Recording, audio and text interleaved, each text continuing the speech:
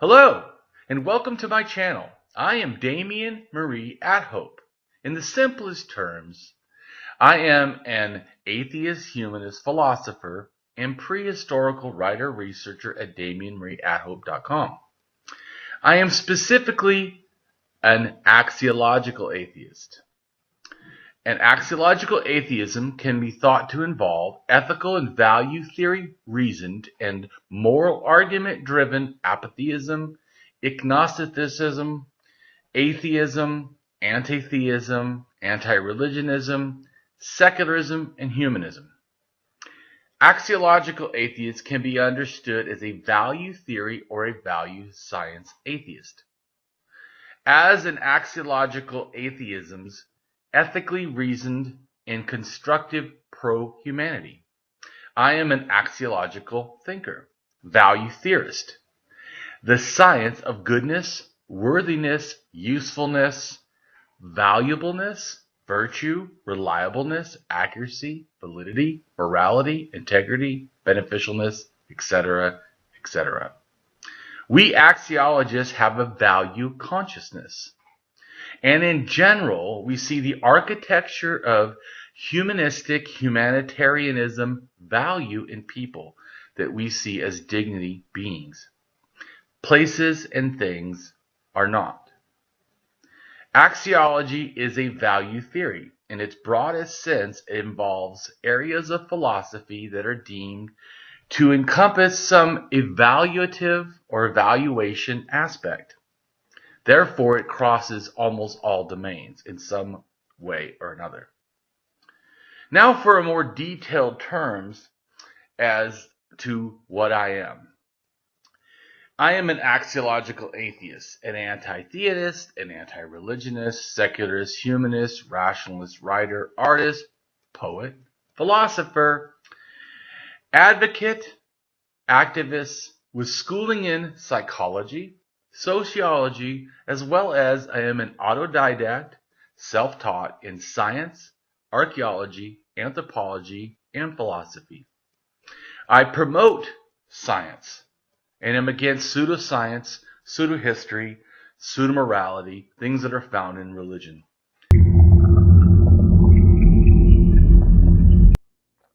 Hello. Hey. How's it going? Oh, good to see you. A lot been going on, actually. Yeah, apparently. You got a hurricane. Yeah.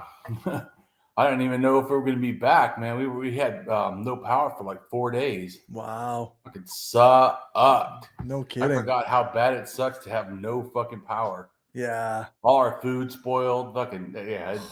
Yeah. And of course, like an idiot, I thought, well, the storm is coming. I should buy extra food so we have, Yeah. So unfortunately, extra food.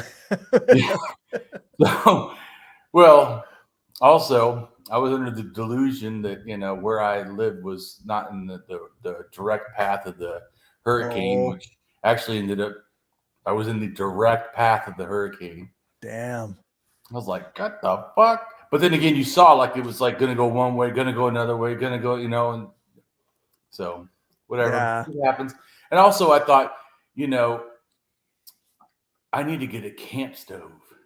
So I thought, I'll go and get one. I went around everywhere in the area and they're like laughing at me. Dude, that sold out like 2 weeks before the hurricane hit practically. Oh, geez. Well, because everybody thinks that. Right. Yeah. Of course, be slow. I wait till the power goes out and go, oh shit, we should go. Because you know what? Let me tell you what. Eating food that's going bad, that's cold, without being able to heat it up or cook it, even worse than yeah, that's even worse. Yeah. So, anyways, but that's not even the mostest thing. I wanted to also just really quick address that I don't like when people pick on you or talk shit about it. It fucking, I appreciate that, dude. The moment I saw that, I was in a bad mood. Yeah, I was at work and I was like trying to be nice. That's what even pissed me off more. So then I'm like, okay, but I got to go to work. So I'm going to work and I come back and there's like almost 20 tweets at me explaining like what's wrong with anarchism and demanding that I answer for these questions about how anarchism is going to uphold itself, defend itself against outside states and what have you. And there are answers to these questions. Like, I don't want to pretend that there's not, but I don't have the time or patience to debate somebody on Twitter about these things. Well, I know. And here's the fact too, that you don't have to. Yeah, that's right. So I mean, but even worse even to that is that then he said he could beat you. That really pissed me off. First off, I thought this person, I'm not even going to mention who it is, but I thought that I blocked him. Okay. I thought this person was a friend. Right. And I thought that I was going to have him on our show and have a friendly conversation, even though we don't totally agree. Did not. But see, I already had a bad taste in my mouth because I posted a left unity meme, and then he like starts jumping all over me about this and that and an anarchism. I'm like already going. Yeah. Then that right, like I'm saying left unity. Let's look at it, and he's freaking attacking me, and I'm like, yeah, this is already not. This is not. This isn't gonna work if you just keep attacking me when I want to join things. But I felt like in a sense I won the conversation and he let it go or whatever. Mm-hmm. And then he had jumped at me again about using reason because I said I'm a rationalist. Right. And I know that he's a skeptic. And like I told you before, I'm not like anti-skeptic people. Right. Okay? I'm actually not even anti-skepticism or something. I just say that to me, it's a limited thing. So I would never call myself that, nor do I think it's some great thing. But if someone wants to call it something, I don't have a problem. Sure. Yeah. Okay. Cool. But I also feel like a lot of times skeptics, which is I started arguing with him and totally won. But the fact that he even said, "Oh, he doesn't really use reason that often." Oh, yeah. Well, that's a problem. Yeah. But I don't even go into that. But my point is that I was just saying, that about myself, which I really hate when people, when I talk about myself in some positive way, then all of a sudden you take it as some butthurt thing directly to you. Fucking wasn't talking to you, asshole. Talking about me. First off. But then thought that he could somehow win me in a battle of what reason is. I'm like, yeah, this is what I do like all the time. Yeah.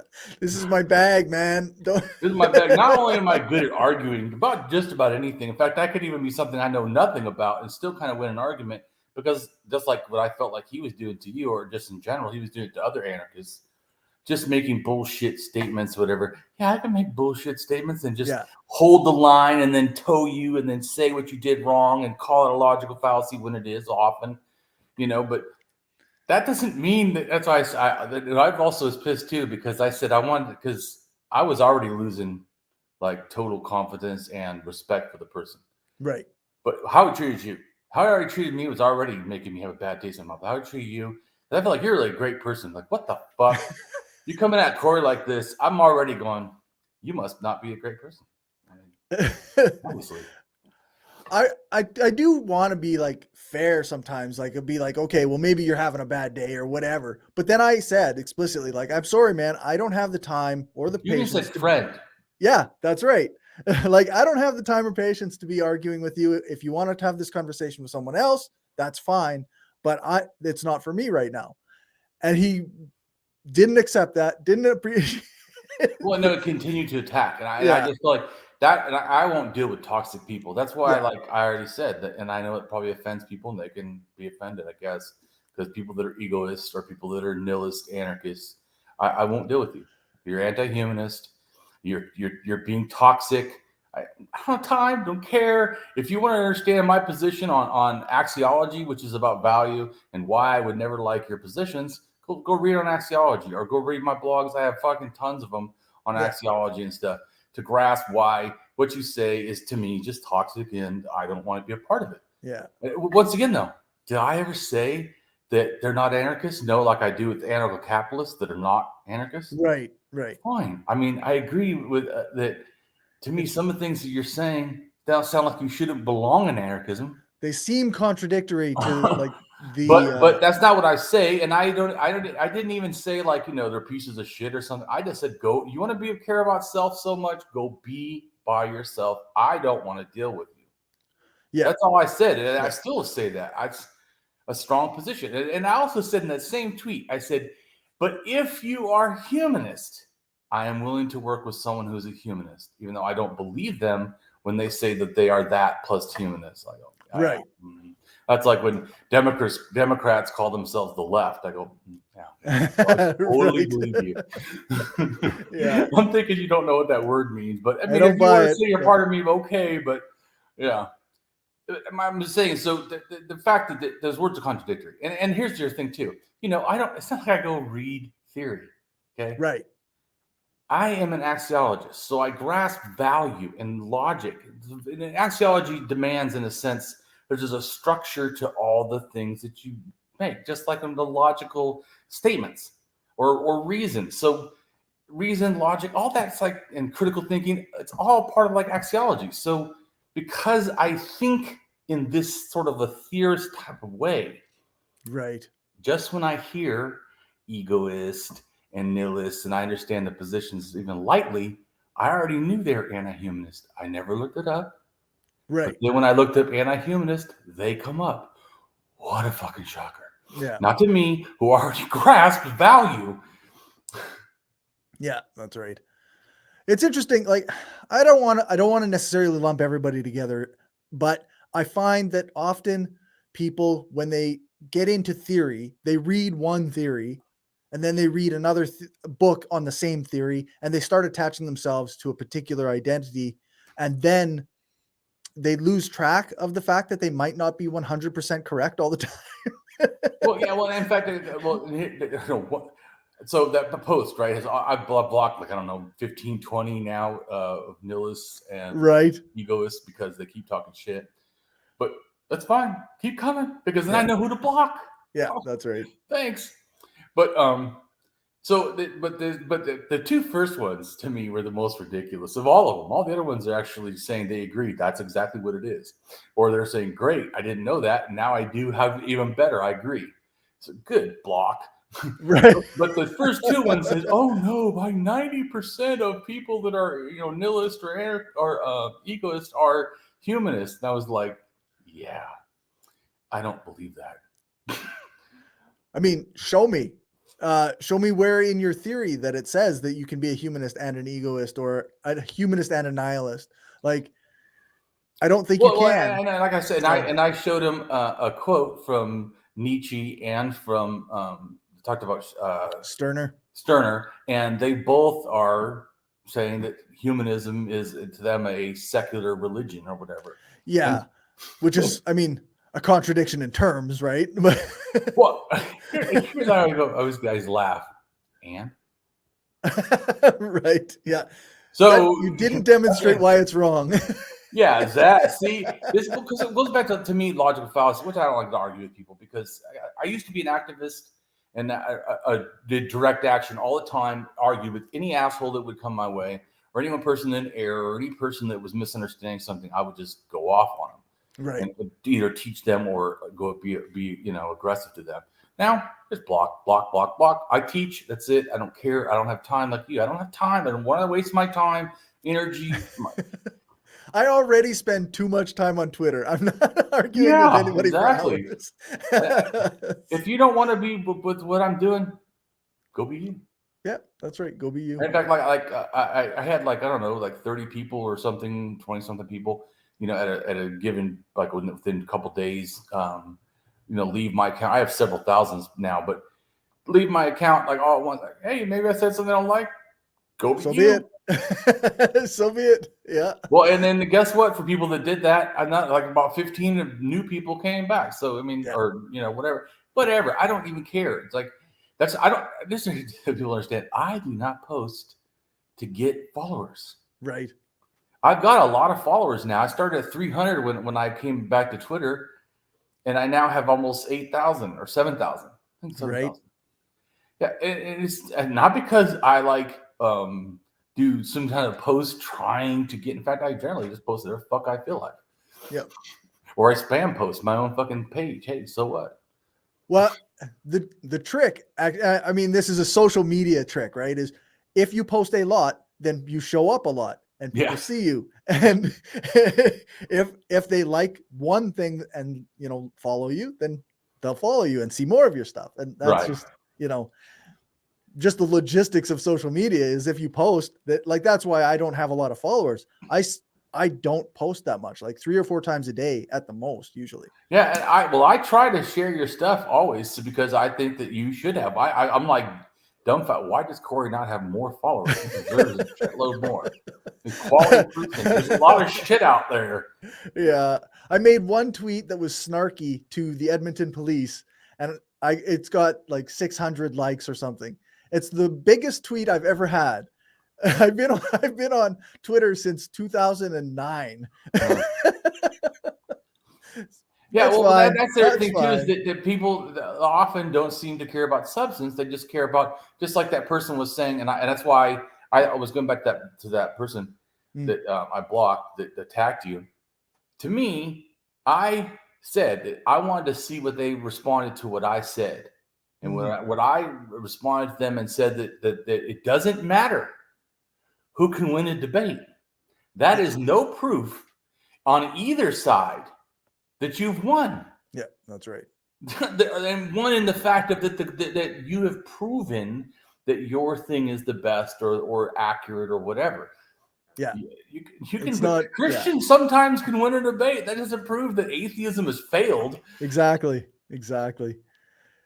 If you have a extremely knowledgeable Christian who has debated many times against a brand new atheist who has never debated before, that doesn't prove that atheism is wrong and Christianity is correct. Well, that's what I was trying to say to him too. That's why, and he didn't come back.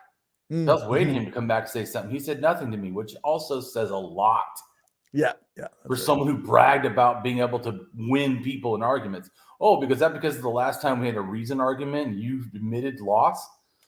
Well, and I don't want to often people who claim to have previously been anarchists were, like, in my experience, they adapted the idea of anarchism at a young age before they actually learned about the world and before they actually they got it from punk music or something. They were rebelling and they had said, "Oh, I'm an anarchist." Well, are you though? Like, did you really do you know what anarchism is really?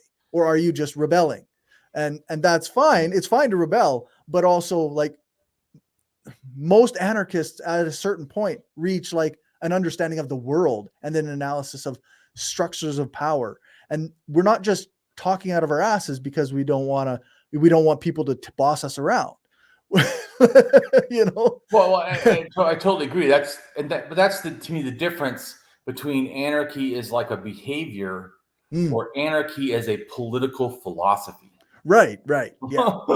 Yeah, exactly. I did anarchy. Yeah, okay. Did you? Maybe you did, but you probably didn't have an anarchism as a philosophy. Right. And then even to claim, with this one philosopher is other philosopher, I think it's still missing the point. Yeah. Because even if you claim those things, what the point of an anarchist is that non-hierarchy. Yeah. Which in the reason, but this goes back to the morality, which I understand when someone's an egoist and nihilist, and if you don't start with morality, how are you making these judgments anyways? Yeah. They're like, society's no good, really? And how did you make that assumption? Yeah, exactly. Well, because all these oppressive things. Wait a minute. What do you mean but why is oppressive bad? If you can't explain why oppression is bad. Well, and then some of them even say, well, I have nothing to offer and no future and no utopia hope. Then I want nothing to do with that. See, it's like throwing a grenade because there's a bomb. Mm-hmm. Yeah, there's no. Yeah, what? Yeah. So to me, it's the issue. That's why I was talking about anarchism as a political philosophy. It's not just that we say, oh, the oppression is bad. Oppression is bad, and the reason there is oppression is because of systemic hierarchies and an unequal power, and there's a lot of other things too. But I mean, it's like we're going to talk about too about empires. It's that unequal power, and like I said to you, beyond the fact that just like to me, people that are like that person was that attacked you, Marxist Leninist, that they, are in a sense glorifying the authority to hopefully get to no authority. I don't know how that even sounds like a logical. So I'm going to achieve removing authority by being a greater authority, and then one day no more authorities. And I find it deeply concerning that they think that they're promoting liberation, right? But at the same time, they spend a lot of time. It seems like not all of them spend a lot of time on Twitter talking about how they're going to imprison people dissenters. They're going to you're going to face the wall or be put into like labor camps. Like you are going to be forced to do this menial task because you are just a peon or a grunt, and I will get to be part of the party. I get to be part of the party, and I get to make decisions about what society is like.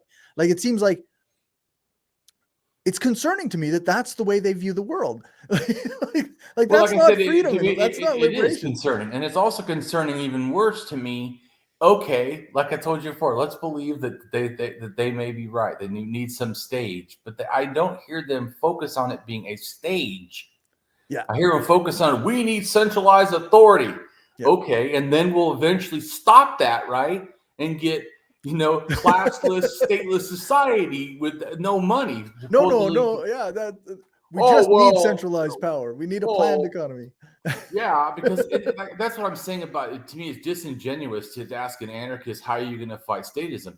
How are you going to fight statism when you supposedly reach full communism? Yeah, that's right. I mean, but and like, I agree with you. He asked me that point. I said, I already told you how. I believe we should have federations. I believe that just like it reminds me when they say, "Oh, that won't work." Really, like Alcoholics Anonymous, where the one group pays money to and has representatives of the next group, and they have the group meetings in the general area, and then they have the for the world or whatever. If all these people are all doing part of the thing, that is. I find the trouble with the question of how are we going to run society is that there are lots of different anarchists with lots of different ideas about this. And if we actually communicate, we can probably come up with a great system. But this guy asking me on Twitter how I think it should be done is nonsense. It's just but like I said, even if that's true, okay. And does he ask that of Marxist-Leninists? Right. What do we do when we decide to finally get to communism? How do we transition from this forced centralized authority dictator state to no more states, no more authority? Yeah. But anyways, I don't want to talk about that. We're gonna I want to watch that. Don't want to talk about. I don't want to keep talking about. How's that? So, although I do feel it has some bearing on the fact of empires. So last video, it was basically on Legazzi, who was in a sense a Sumerian semi-first emperor or whatever, or first empire. The reason why, like the textbooks actually say that this week is the actual empire. The reason why is because Legazzi only did Sumer. Mm-hmm. He didn't do other areas. Oh, okay. To the extent that Sargon takes over like other areas of other peoples with other religions and other cultures in a sense, sort of. So that's where I feel like that's just people's opinion that we have to dominate other classes and then it's legitimate. Right. Because if you dominate your own people, right, like authoritarian dictatorships, then that's okay. It's when you dominate other people. Oh, now it's not okay. But of course, to me as an anarchist, I'm sure you too, borders are fucking nothing. So everyone is my people. Yeah. So I just find it to be like kind of bullshit. Yeah. I find that really limiting on what your definition of, I guess, empire is. But yeah. And we're going to watch, we're going to have you do 2 videos. The reason why I want to do a little bit longer is just because this is what most of the world after this bases empire on. I don't Okay. just mean that the term empire. I mean that people from other areas in Turkey, in Iran, in Egypt, maybe even Greece. I don't want to claim because I'm not super qualified in this because it's Okay. getting, but certainly multiple areas, and then from there, then also later multiple areas take their ideas of how he did structure, how he organized in a sense the state and empire, Okay. and how so it is a big deal.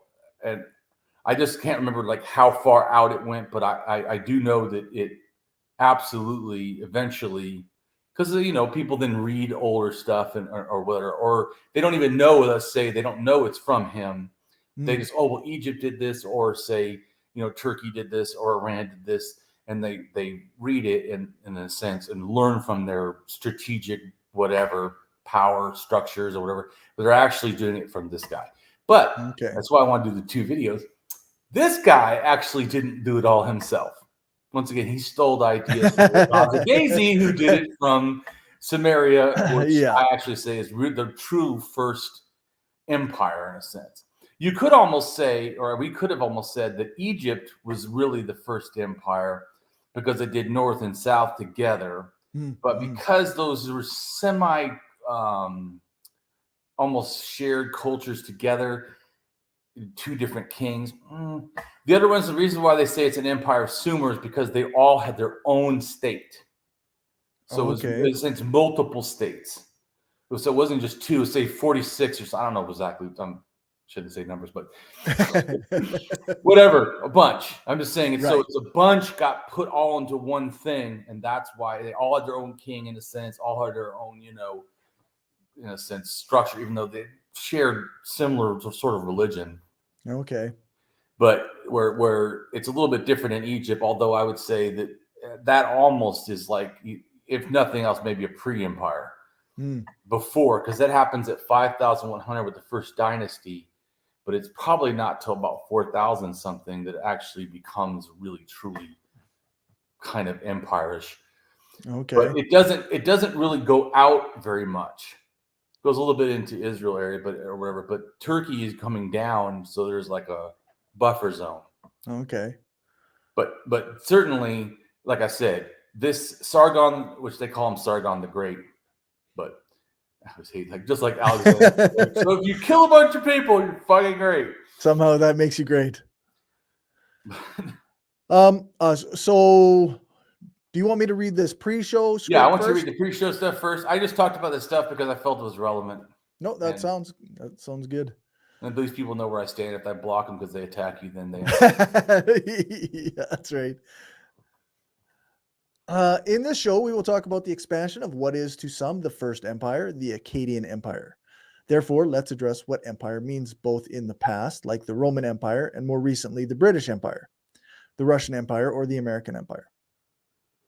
Quote, an empire is a political unit made up of several territories and peoples, usually created by conquest and divided by a dominant center and subordinate peripheries. So that's the end quote. The center of the empire, sometimes referred to as the metropole, exercises political control over the peripheries. Narrowly defined, an empire is a sovereign state called an empire and whose head of state is an emperor. But not all states with aggregate territory under the rule of supreme authorities are called empires or ruled by an emperor. Nor have all self-described empires been accepted as such by contemporaries and historians. There have been ancient and modern, centralized and decentralized, ultra-brutal and much less brutal empires. The concept of empire is associated with other such concepts as imperialism, colonialism, and globalization, with imperialism referring to the creation and maintenance of unequal relationships between nations, and not necessarily the policy of a state headed by an emperor or empress. Empire is often used as a term to describe displeasure to overpowering situations.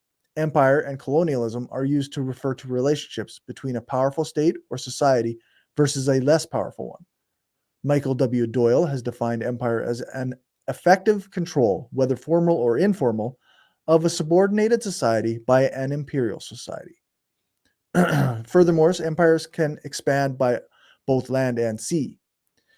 Stephen Howe notes that empires by land can be characterized by expansion over terrain, extending directly outwards from the original frontier, while an empire by sea can be characterized by colonial expansion and empire building by an increasingly powerful navy. Scholars distinguish empires from nation states. In an empire, there is a hierarchy whereby one group of people, usually the metropole, has command over the other groups of people, and there is a hierarchy of rights and prestige for different groups of people. Joseph Collamer distinguished between empires and nation states in the following way. First, empires were vastly larger than states. Then empires lacked fixed or permanent boundaries, whereas a state had fixed boundaries. Empires had a compound of diverse groups and territorial units with asymmetrical links to the center, whereas a state had supreme authority over a territory and population. And empires had multi-level overlapping jurisdictions, whereas a state sought monopoly and homogenization. Empires originated as different types of states, although they commonly began as powerful monarchies. Ideas about empires have changed over time, ranging from public approval to universal distaste. Empires are built out of separate units with some kind of a diversity, ethnic, national, cultural, religious, and imply at least some inequality between the rulers and the ruled. Without this inequality, the system would be seen as a commonwealth. Throughout history, the major powers of the world constantly seek to conquer other parts of the world. Imperialism is the idea of a major power controlling another nation or land with the intention to use the native people and resources to help the mother country in any way possible. Many empires were the result of military conquest, incorporating the vanquished states into a political union, but imperial hegemony can be established in other ways. The Roman Empire was the post-Republican period of ancient Rome. As a polity, it included large territorial holdings around the Mediterranean Sea in Europe, North Africa, and Western Asia, and was ruled by emperors. From the ascension of Caesar Augustus as the first Roman emperor, it was a principate with Italy as the metropole in its provinces and the city of Rome as its sole capital. The predecessor state of the Roman Empire, the Roman Republic, became severely destabilized in civil wars and political conflicts. In the middle of the 1st century BCE, Julius Caesar was appointed as perpetual dictator and then assassinated in 44 BCE, or 2,066 years ago.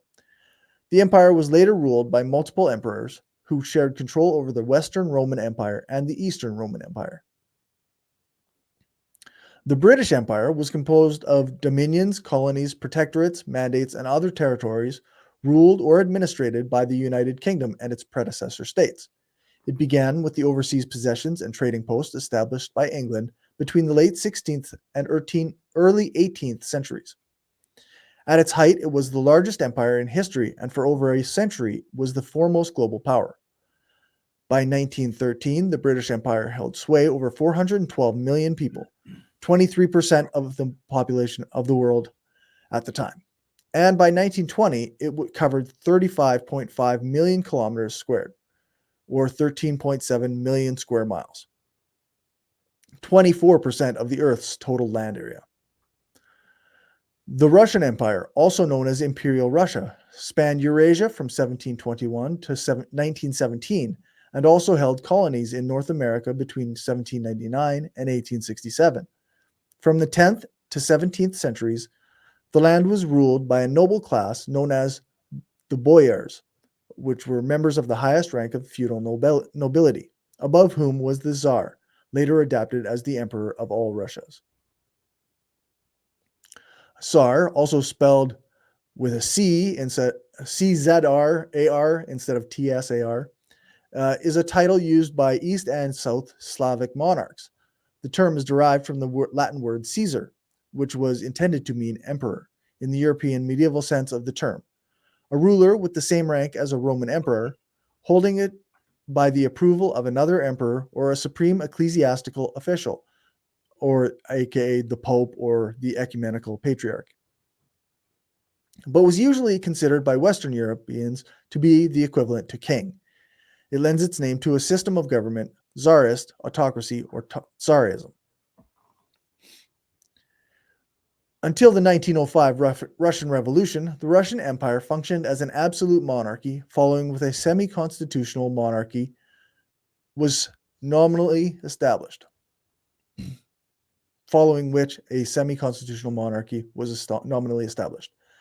However, it functioned poorly during World War I, leading to the February Revolution. With the abdication of Nicholas II in 1917, the monarchy was abolished. The October Revolution saw the Bolsheviks seize the power in the Russian Republic, sparking the Russian Civil War. In 1918, the Bolsheviks executed the Romanov family, and after emerging victorious from the Russian Civil War in 1922 and 1923, they established the Soviet Union across most of the territory of the former Russian Empire. The American Empire is a term relating to the political, economic, military, and cultural influence of the United States. The concept of an American empire was first popularized in the aftermath of the Spanish-American War of 1898, although the founding fathers of the American Republic also spoke about empire. The sources and proponents of this concept range from classical Marxist theorists of imperialism as a product of capitalism to modern liberal theorists opposed to what they take to be aggressive U.S. policy, to neoconservatives who believe the U.S. must embrace an imperial role. Debate about whether or not America has ever had an empire is complicated. The word imperialism is itself open to different interpretations and definitions. Empires, too, do not always apply the word in self-description.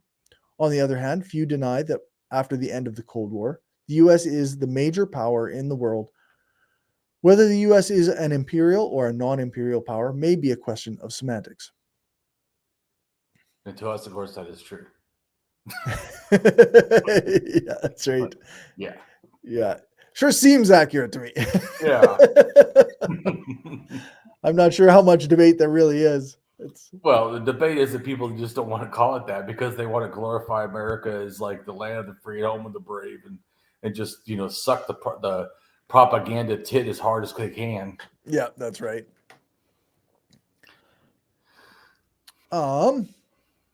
Okay, so do we want to show our short video again? Yes, we want to do the videos, both of them, and then you read the rest of the show. Yeah. Do we want our very short one about where we are, or do where we are? Yeah, always. Okay. I just want to make sure that people always, because I know that this is like stuff that most people don't know. Right. That's fair. And some people, I'm sure, probably just watch one thing like empires or just about kings, or just not that everybody wants to watch the whole series. Yeah, for sure. Which they should, really, because... Yeah, which they should. Because there's different content in every video, right? Yeah. By around 7,000 to 6,000 BC, people began to move south along the Tigris and Euphrates rivers to what were by then the fertile floodplains of Mesopotamia, specifically in the land that today makes up most of Iraq and parts of northern Syria. Mesopotamia, which means land between rivers, is the Greek name for the area, and it's here that early farms began to really take root on a much larger scale.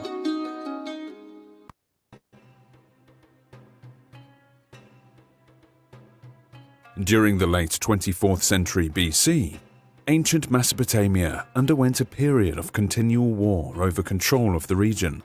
Credited with being the first emperor in recorded history, Sargon of Akkad successfully united multiple Sumerian city-states and conquered all of Mesopotamia to form the Acadian Empire. As a tribute to the lasting impact of his life and legacy, future generations refer to him as Sargon the Great. Sargon was born an illegitimate son to a priestess of the Sumerian goddess of love and an unknown father who lived in the small village of Azupiranu. His mother sent him down the Euphrates River in a basket, where he was found by a man named Aki, who worked as a gardener for the king of Kish, Urzababa. Aki adopted Sargon as his own, and Sargon rose through the ranks to become the king's cupbearer. The cupbearer was an especially prestigious position that required the absolute trust of the king, due to the high frequency of poisonings at the time. During this period, Lugarzagesi, who was the king of Umma, led an army to conquer the city-states of Sumer, where he eventually marched on Sargon's home of Kish. King Urzababa sent Sargon to deliver an offer of peace. However, Lugarzagesi refused and instead invited Sargon to join him on his conquest. Sargon agreed, and together they overthrew the city of Kish and forced Urzababa into hiding. After several years, the relationship between Sargon and Lugarzagesi deteriorated. According to legend, it may have involved Sargon having an affair with Lugarzagesi's wife. In any case, they quickly became enemies and marched towards each other in battle. After a decisive victory over Lugarzagesi, Sargon paraded him through the streets in chains before torturing and executing him. Sargon appointed himself the new king of Kish and continued his predecessor's conquest of Sumer. Lugarzagesi had already united the kingdom in large part, creating a substantial advantage for Sargon. After capturing the rest of Sumer, he moved on to conquer the lands of Assyria and Elam. In time, Sargon had most of the Fertile Crescent under his dominion and achieved what no previous king ever had. Sargon employed new military tactics such as the phalanx formation, which was a tightly formed group of soldiers equipped with spears and massive shields. Pause 1 second. The phalanx. So the phalanx formation probably was not something it says he utilized. Well, he didn't invent. There's some people that say he invented it. No, probably Lugarzagesi, who had already conquered all these other areas, is one who actually either invented or someone of his people invented, and Right. he utilized it to become, bigger. And then because remember, Sargon and Lugarzagesi actually for a time worked together, Right. even Yeah. in battle. So he learned battle tactics from Lugarzagesi, who he then eventually overtakes. But just wanted to make that point this also is something later even the Romans did. Right. Yeah. Yeah, but you see that it actually has an origin way, way earlier. Go ahead. Sorry. No, that's good. Phalanx formation became an essential tactic used by Alexander the Great during his military conquests nearly 2,000 years later. Sargon also leveraged new inventions, such as the composite bow, to gain a significant advantage over his enemies on the battlefield. And the composite bow likely, as far as I'm concerned, comes from off of this map, from the steppes or somewhere else coming down. It wasn't invented here. It was invented somewhere else and was brought, just like the chariot is actually invented in probably Russia or somewhere in the steppe. Right. And then comes down. So a lot of the even armor starts probably in the steppe or in Asia and then comes down. Just trying to get people to grasp that he utilizes these technologies doesn't always mean he directly was involved in inventing them. Right. But what he's trying to say, or why it was so effective, is you're using all these new technologies from all over, certainly more brutal areas of the steppe, coming down and using this technology in a new way. Another thing too is that a lot of this has to do with their language was probably Semitic, and Semitic is about 6,000 years old and is from Jordan, but I believe it probably has a relation to the steppe or Iran, the language, because that's about the time that people from Iran almost come in at 7,000 to 5,000 to that area, that then all of a sudden a new language pops up. And then this new warrior culture with all this warrior technology from the steppe, which would be from Iran and further up, Anyway, so I think it's all kind of related. But so I'm just saying, That's why it's funny too, when people say, anti-Semitic, they think that somehow that just means Jewish people. Mm-hmm. Yeah. No, when it's actually much broader than that. Yeah, way broader. Also, here's another thing too. I've heard someone try to make the ridiculous claim that this person is the descent or related to the Jews. Yeah, in a very, very loose sense, not as in this is the Jews. Right. Yeah. Oh, I got an invader. Oh, okay. Well, I just want to make that point because I know that when it comes, because once again, this is considered, Sargon the Great. And so, like mythologies in general with leaders, people try to put too much in or attach, things to them, even culturally, because of the perceived greatness. So I'm going to read a little bit quick about the bow, just because I know people, don't know this. And also because some people think they know this, I need to address this. Yeah. So the composite bow. And so the origin, it says here, between the 3rd and 4th millennium, they think in Mesopotamia. But it says bows of any kind seldomly survive the archaeological record. Composite bows have been invented first by nomads in the Asiatic steppe who were based on earlier North Asian laminated bows. And anyway, so I'll go to that real quick. And then it says in laminated bow at archery, it says the Egyptians, the Scythians, the Syrians had laminated bows from horn. But anyway, so the oldest known laminated bows belong to the Scythian cultures, when that has to do with the steppes again. Okay. And then it says in 2006, they found in the Altai region, which is in Siberia near West Mongolia, a laminated bow from the Scythian culture. And it says the laminated bow, at least the 3rd BC, 3rd century BC.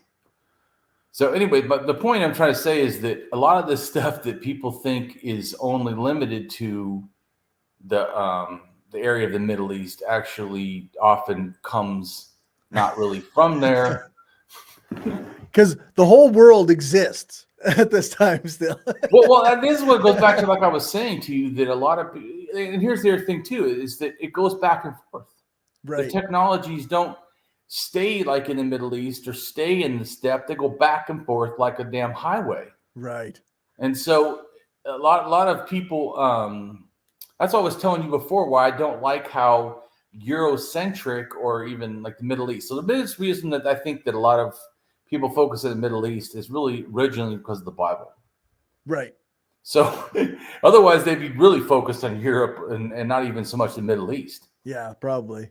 But eventually they found, obviously, artifacts that prove, the Middle East is important. But like I said, then they limit that, okay, just that and Europe. And they don't even, and we'll just ignore Asia. Yeah, like I said, and I think it's extremely detrimental not to grasp how much stuff came from Asia and from Siberia and the steppe and all that. I mean, a fuck lot. Yeah. So, but anyways. But like I said, they're going both ways, because armor goes backwards from the Middle East over into China or over into the steppe, and it's coming back and forth.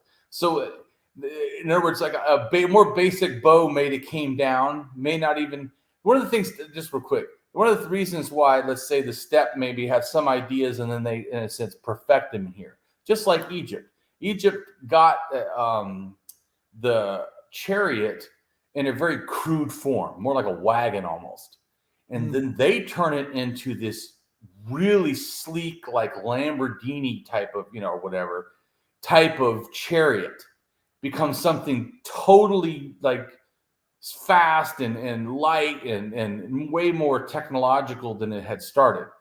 So that's why I think the same thing is that who did what? Well, maybe a really basic form comes down, then they send a more dynamic form up, then another harder one comes down, and then they send another one, even more advanced up. That's what I'm just trying to say is this goes back to, like I was saying before, it's not a closed system. I really hate when a lot of these people act like everything is like in some sort of they're trading all over the place. Right. They didn't live in a dome with no outside access.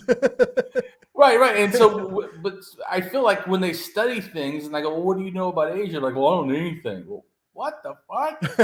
Well, it seems like a misstep. Yeah, but how can you say that you're really caring about the whole world or accuracy when you limit your knowledge? Anyways, so let's go on. Okay. The composite bow was made of wood, horn, and sinew. It could shoot twice as far as a traditional bow and had 3 times its power. These military advancements helped Sargon win a total of 34 battles throughout his life. He founded the city of Akkad, establishing it as the capital of his empire. He also founded the city of Babylon, which developed into a dominant force 6 centuries later during the reign of Hammurabi. In forming his new empire, Sargon assigned his most trusted men to high-ranking positions, appointing them as governors in his administration, spanning over 65 cities. He further consolidated his power by strategically appointing... Right? Yeah. Yeah, so that fits our previous definition of empire, right? Right. Which also sounds a lot like feudalism. He Yeah, has his thing and all these little other governors that run under him that control the areas, you know, in his stead or whatever. Yep, for sure. I'm almost done where I want to, then we'll go to the other video. Okay. His daughter, Enheduanna, as the high priestess of the god of wisdom, one of the most prominent religious positions of the time. This upper hand allowed Sargon to exert much greater influence over his empire and proved to be a key factor in maintaining his grip on power. During his reign, Sargon claimed to have conquered the 4 corners of the universe, stretching from the Persian Gulf to the Mediterranean Sea. The Acadian Empire developed the world's first postal service and made the most efficient use of bureaucracy on a massive scale in history. The empire also dramatically improved Mesopotamia's infrastructure with the construction of paved roads and irrigation systems. Sargon maintained a full... I'm sorry. Often when we see things like this, and it seems like Sargon is getting the credit for Totally. for creating paved roads and irrigation and whatnot. But this is totally something that workers did. Like people did that. Engineers did that. Right, and engineers that were forced to do that. The reason they could do vast roads all over the place was twofold. A, they were being forced to do it, and the reason they were being, in a sense, inspired and forced to do it was because that way his soldiers could more quickly get to conquer people trying to have uprisings. Yeah. Not because he was going, let's do this for the common good. People need roads to trade. No. Right. No, I agree. That's why I said I really hate how in a sense imperialistic, without even realizing it, a lot of these historians end up sounding like. Yeah. Yeah, it really made it sound like Sargon did all this cool stuff. But yeah. Isn't it great? Isn't it great? And all this bureaucracy, isn't it wonderful? First time in history, the postal service. Yeah, but that was so that he could keep more tighter control. Yeah. Not because to benefit people. I mean, so that's the postal service is a great invention, but who actually came up with it? Like that, I don't see their name in here, right? Like, maybe it's somewhere, but no, it's nowhere. Like the person who came up with it wasn't Sargon. Exactly. But okay, I imagine we're just about done this anyway. That caught me off guard, and I was like, wait a second. Oh no, I appreciate it. That's why I said how I feel. I watch this stuff and I'm like, wow, an anarchist would watch this stuff and go, dude, there's a lot of propaganda going on. Yeah. Time army of 5,400 men in the city of Akkad, affording him a considerable advantage compared to previous kingdoms. However, despite these advances, the people still rebelled, requiring Sargon. Okay. Yeah, I wonder why, right? Like, it's not like it came out of nowhere. Well, and here's the funny thing too, right? Yeah. And I don't even get where there has ever been an empire or an authoritarian, including a Marxist-Lenin, where people don't say, hey, let's fight back because we're being oppressed. Right. You're being oppressive. We are fighting you now. Yeah. And like I told you, there's a Sumerian proverb that says that which has submitted will revolt or will something like that. But the point, that's right. Are you trying to make an argument for anarchism? Yes. Yes, we go, what the fuck? Yeah. On to suppress numerous uprisings. According to the Sumerian king list, Sargon ruled for 56 years and died of natural causes in 2279 BC. Lugal-Zaghazi would be defeated by a man who would arguably become the most celebrated and influential person in all of early antiquity. He was not a Sumerian, but an Acadian whose birth name is unknown, but who would call himself Sharukin, meaning legitimate king. We know Called him himself that. as Sargon of Akkad, or Sargon the Great.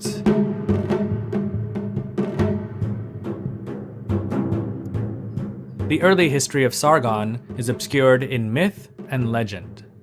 We don't even know his real name, only that he later called himself Sharikinu, also read Sharukin, which in the Acadian language means true or legitimate king.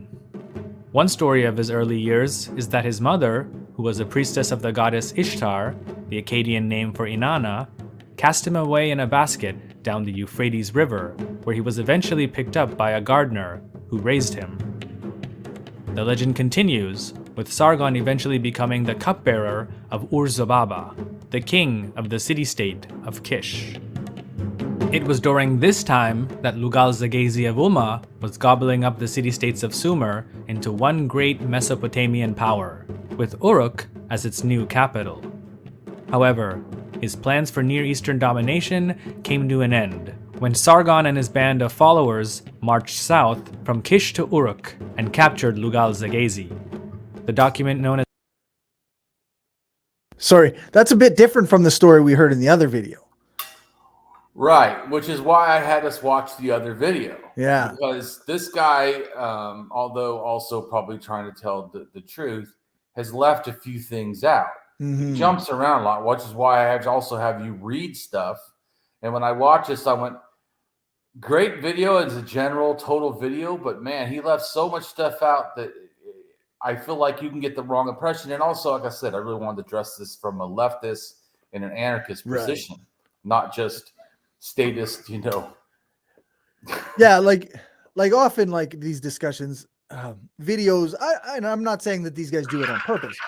They talk about Sargon versus Lugal-Zaghazi, or Kish versus Umma, and often what gets left out is like there's military people that are involved, like there's soldiers fighting for these leaders, right? There's citizens who are being looted and oppressed, killed along the way.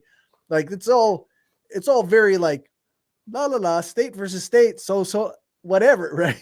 It's just a thing. Or king versus king, as if they're the only ones fighting. Which I agree with you. Sometimes they wouldn't fight at all. Yeah, they're just sitting at home or whatever.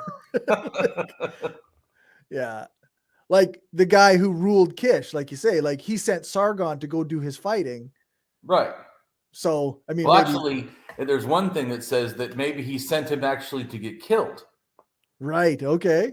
So even worse, like because he didn't trust Sargon, he sends him. And that's why, besides the fact of Lugal-Zaghazi going, hey, why don't we work together? Sargon supposedly, at another one I heard that he might have figured out, oh, he wants me dead, and so that's why he turns on him and says, yeah, let's go kill that guy. Right. And I actually know secret stuff about him that will help you win.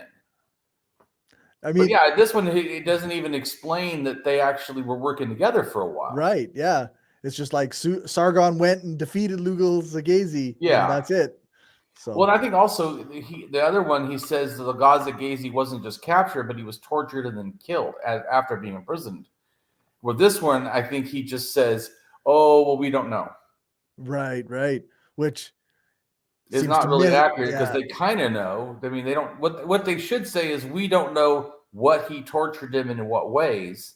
Right. When it says he was jailed, we don't know how long. Right. Was it a day, 10 years? I mean, we don't know. And then he was supposedly died. Did he die of natural causes in jail, or was he murdered or killed outright? It doesn't really. That's the part, in a sense, it doesn't really tell you. Mm-hmm. So, but this guy, like I said, I'm not saying this person is trying to be, or any of the archaeologists or historians or whatever, not that they're trying to say things, but yeah, when you leave certain things out, it can give a wrong impression. Yeah, it tells a story that you may or may not be intending to tell, right? Right, exactly. As the Sumerian king list tells us the following. In Uruk, Lugal-Zaghazi became king and reigned for 25 years. One king reigned for 25 years. Then Uruk was defeated and the kingship taken to Agade. In Agade, Sargon, whose father was a gardener, reigned for 56 years. Sargon's own words of his Sumerian campaign are a bit more detailed. In an old Babylonian copy of a document attributed to him, he speaks of himself in the following way. Sargon, the king of Akkad, the bailiff of Ishtar, the king of the universe, the anointed one of An, the king of the land, the governor of Enlil. He vanquished Uruk in battle, and smote 50 governors and the city by the mace of the god Ilaba. And he destroyed its fortress, and captured Lugal-Zaghazi, the king of Uruk, in battle. He led him to the gate of Enlil in a neckstock. Sargon of Akkad vanquished Ur in battle, and smote the city and destroyed its fortress. He smote its territory and Lagash as far as the sea. He vanquished Umma in battle, and destroyed its fortress. It's with Sargon's conquest of southern Mesopotamia around 2334 BC that the early dynastic period of Sumer comes to an end. Sargon, though, didn't stop with Sumer. Unlike Lugal-Zaghazi, who may have only boasted about conquering an empire from the Persian Gulf to the Mediterranean Sea, most scholars believe that Sargon actually did that and more.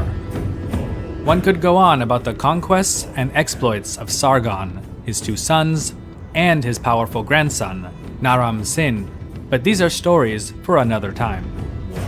What's more important for our purpose here is the effects of the Acadian conquest on Sumer and its inhabitants.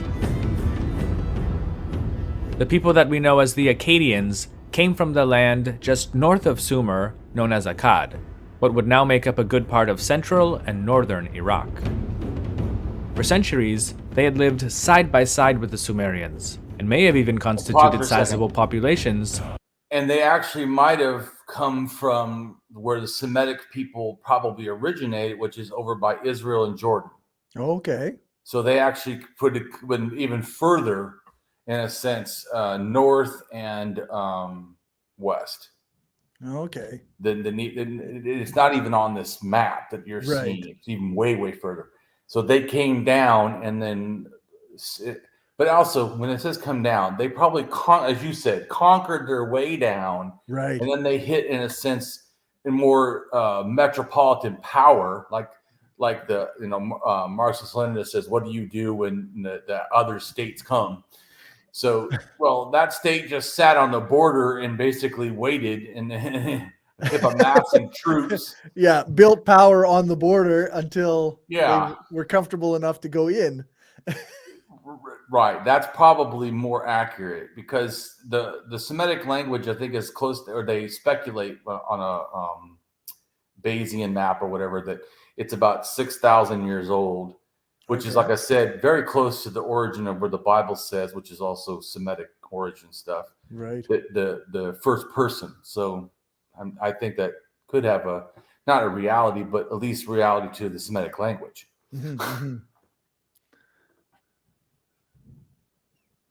Within Sumer's core cities. At the time, though, they themselves didn't have a written language, so our early knowledge of them is quite limited. The Acadians spoke in Eastern Semitic language that we also call Acadian. Unlike Sumerian, which is a language isolate, Acadian is similar to other well-understood Semitic languages, including Canaanite, Aramaic, and even modern Hebrew and Arabic. Pause for a second. Go back. So just to look at this. All of this peoples are Semitic. So when they say you're anti-Semitic, do you grasp how even Arabic, how big it actually is? Yeah. So so this goes back to that when that person who I don't know their name or whatever, but you saw online, maybe you did not know, but they said that being anti-Zionist is anti-Semitic, and I just said, no, it's not. It's absolutely not. Absolutely not. Do you know what the fuck you're talking about? Yeah, it's not. Even in like a very limited way, it's not. But even once you broaden your idea of what Semitic means, like, yeah, I'm like, then it absolutely is not. Yeah. Not. That's why I just said it's not. There's no discussion. It's not. Move on. Next subject. Yeah. I mean, I agree with you. It's on more rebels because you could actually be, in a sense, against the Jewish state, but not the Jewish people, which also, like I said, Jewish people are not the only Semitics, which is a whole different issue. Yeah. Yeah, that's right. Yeah, that's another tough one. But you see how they break off? So it's calling Sargon and Babylon part of the Jews. You see how that's a very odd thing to say because they break off of different branches. Right. Yeah, it looks like you say, like East Semitic versus right. So you get my point where some people, I'm just not saying everybody, but I've heard this. That's why I wanted to address it because I heard, I don't know if they were Jews or what, I don't remember now, but because sometimes just people understand, sometimes the most, in a sense, Zionist people are not Jews, but Christians. Yes. Who are pro-Bible fanatics. And, so that's why I'm saying, I don't know if it was a Jew that said it or a Christian who tried to say it, but they try to say because they have a not understanding of Semitic that somehow the Jews related to, the people like Sargon the Great and, like, oh, yeah, no. Yeah. Well,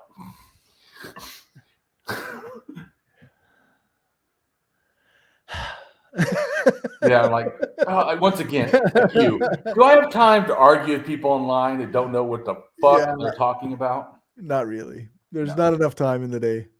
Like, yeah. Here's another thing too, just real quick. Let's assume that just because a language doesn't also mean DNA. I can speak the English language and there's other people that from all kinds of things in America or even other places in the world and have no relation to the genetics of the Germanic people. Right. Yeah. I happen to, but some people don't. I'm just making a comment or any language. I'm just saying, so it's not like A, equals A or whatever. If you speak the language of Semitic, that you automatically genetically are Semitic. So, right. Yeah, for sure. Just clarifying that little one so people don't be even further confused. Yeah. It speaks to like the idea, like these lines that we draw about people being in different groups and whatnot. It's all very arbitrary and silly. Like it's done a lot of harm throughout history, but it's come out of just like, we just don't like these people or whatever. Right. It's just, well, and a lot of it is statism, because statism breeds this, like, if you're Canadian, I like you no matter what you are. And then if American or Russian or Ukrainian or whatever the fuck, and there could be all kinds of different peoples and religions and cultures and languages and mixed into it. To me, that's why, like, as an anarchist, and that's why also I that's the part. Let's put it this way, like, people sometimes say, well, I used to be an anarchist. The reason why that's hard for me to grasp that thinking is so you now no longer see everyone in the world as somehow together as one people. You now believe in statism and the fact that, like, Canadians are Canadians now. Right. Yeah. No, some states they seem to think are legitimate and others are not somehow. And where, like you say, like anarchists, we're all like, well, no, really all states are illegitimate. Like these are enforced borders on us. They're just enforced roles and lines. Like, yeah, it's very silly. I agree.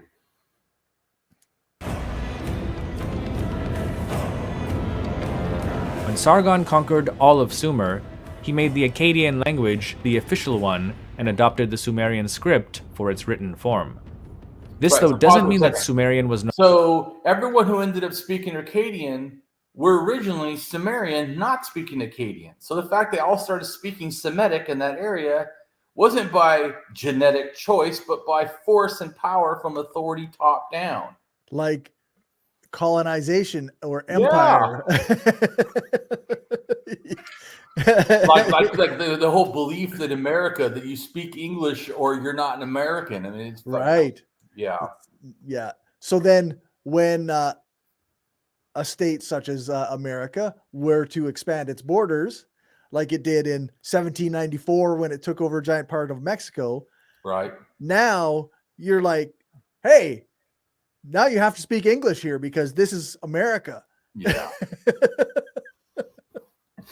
Or even when Spanish did it, because originally it was tons of different native languages. That's right. Yeah, exactly. Yeah. Well, that's what I was trying to say, is that this whole belief in languages and stuff.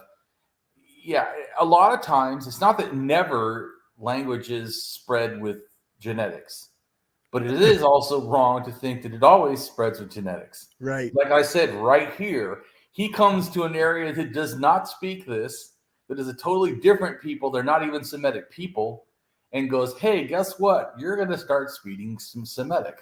Yeah, that's right. And at some point, one would imagine like that the genetics are going to get mixed, right? Oh, yes, they did. Yeah, definitely. To some then extent, yes. you've enforced this language on a civilization. You've colonized them, and now your soldiers and the people that you move in there are going to be fraternizing or what have you. Absolutely. Or with raping. the locals, right? Or raping. Yeah. Yeah, a lot of raping. Probably a lot of raping. Yeah. Yeah.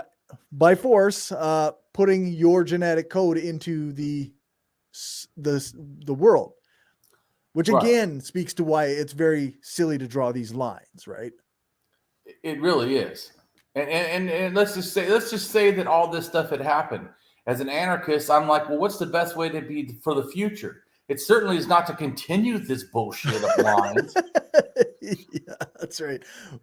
That's fine. We'll just keep on with the status quo where people are colonizing and murdering and raping each other. And you get what I'm saying too. Like with the Marxist-Leninists, the goal is communism, which the goal is an anarchist type of goal. No class, no states, no borders. Right? I mean, that's the goal. Yeah. Which like I said, would seem like a better goal. Just like, how do you get rid of sexism, racism, homophobia, all this stuff? I don't know. Start with the ending classes and the structures of oppression. Yeah. You don't do it by perpetuating the systems that exist. No. So just practically, the Marxist-Leninist project is doomed to failure, in my opinion. Like, it just cannot do the thing that it says it wants to do. No. And like I said, and if it is, then I need to hear more championing of the goal, not championing of the stage and tell the goal. Right. Yeah.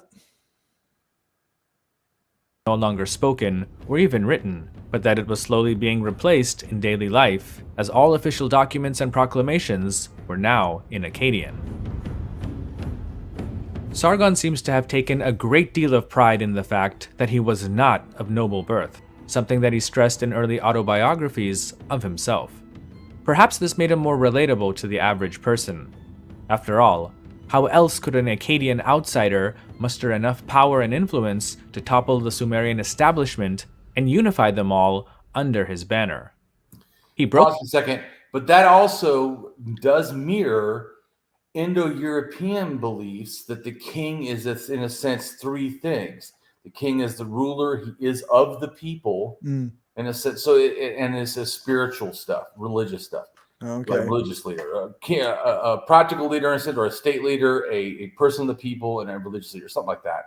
But anyways, I'm just making the comment that it's this similar type of theme that these leaders all, in a sense, adopt because, I think that they learn it. Like, he learned a lot of his stuff anyways. And guess what? They realize this fucking propaganda works. Yeah, that's right. Well, and you even see that in modern politics, right? Where, yes. Like, people who right now, Pierre Poilievre is the leader of the Conservative Party. And he is a person who promotes himself as for the working man or working class. That's what I'm saying. And like but I mean, he's of what would essentially be noble birth. He's a politician. He's been of the political class from his early age, but he has to promote the idea of being one of the common man, right? Common people, because that's propaganda. It works. This propaganda. That's what I was trying to say. Why I felt that it's important I wish more anarchists would watch these series we're doing. I don't do that. This isn't even my time frame I like to talk about or I'm experienced in. Right. But the reason I told you I did this because I felt this really needs to be understood, because then you'll grasp, holy shit, this is the same shit. Yeah, that's right. Or somewhat similar where it comes from. Yeah, ideally it's the same thing. The details are slightly different, but it all seems far too familiar. Yeah, far too familiar. Like, wow. Haven't you since you from the beginning when we first didn't ever hear this? Now you've watched. This is your 7th video, and it says "working with me." Don't you feel more? It's just like all the quote unquote progress we've had, right? Yeah, but it seems like it's like the way people are organized with power structures and hierarchies, it hasn't progressed even a little bit. We call it different things. Yeah, that's it. And this is 4,000, 300 years ago or whatever. Yeah. Yeah. Ridiculous. And yet people go, this is the way we have to do it. Yeah, yeah. Well, it reminds me, people say capitalism is the best system we have. And I'm like, yeah, but it literally is not. Yeah, like we know that it's not. Like, you can't even make the claim and have any like basis in reality. The power of the priesthood, the local NCs, and the Sumerian nobility, and replaced them with Acadian governors who were loyal to him. Sargon and his successors also reorganized and redistributed temple lands and mostly gave them to their hardcore supporters and loyalists. This really crushed the power of the priesthood because up until then, such property had been their main source of revenue. He also put his daughter, Enheduanna, in charge of the wealthy temple complex in the city of Ur. With its millennia-old cities, temple. Why that's kind of important more than just a religious thing is people have to, in a sense, pay taxes or whatever, or give money or give things to the religious establishment. So if you put your person in charge of all of that, favorable and trustable only to you, you can see where, because then things can be built or not done or whatever, or get goods given out to people that are other, hardcore supporters, like he said. Yeah, this is all very like clearly laid out, right? Like it's the way that this is how you establish power. This is how you maintain it. This is a way that, you keep a group of elites who have all the wealth and power above the common folk so that you can make them do what you need them to do. Yeah. And then claim that you did all these wonderful things. Yeah, that's right. Did you know that Sargon of Akkad invented irrigation? Yeah.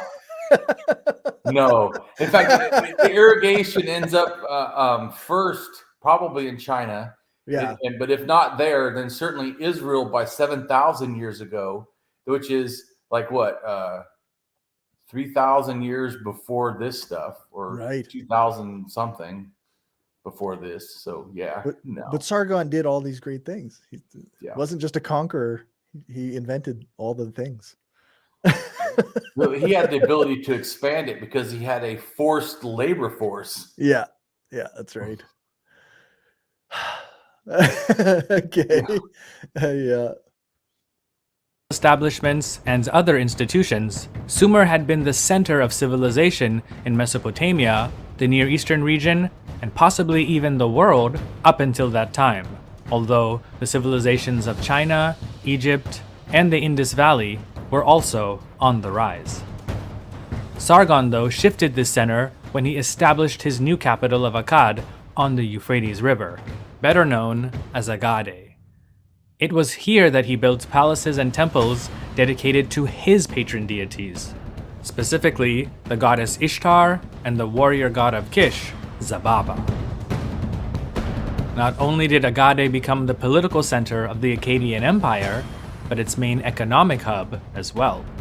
Boats carrying goods from Dilmun and Magan, today modern Bahrain and Oman, respectively, docked at Agade's ports, and caravans from Anatolia, Elam, Arabia, and the Levant all came to Agade. Sargon and his successors also reformed the tax system, with most of the revenue coming directly to Agade before being distributed to other parts of the empire. Such actions were all at the expense of Sumerian cities, such as Uruk, Lagash, and Ur, which before Sargon's conquest of Sumer had been amongst the most prosperous cities of ancient Mesopotamia.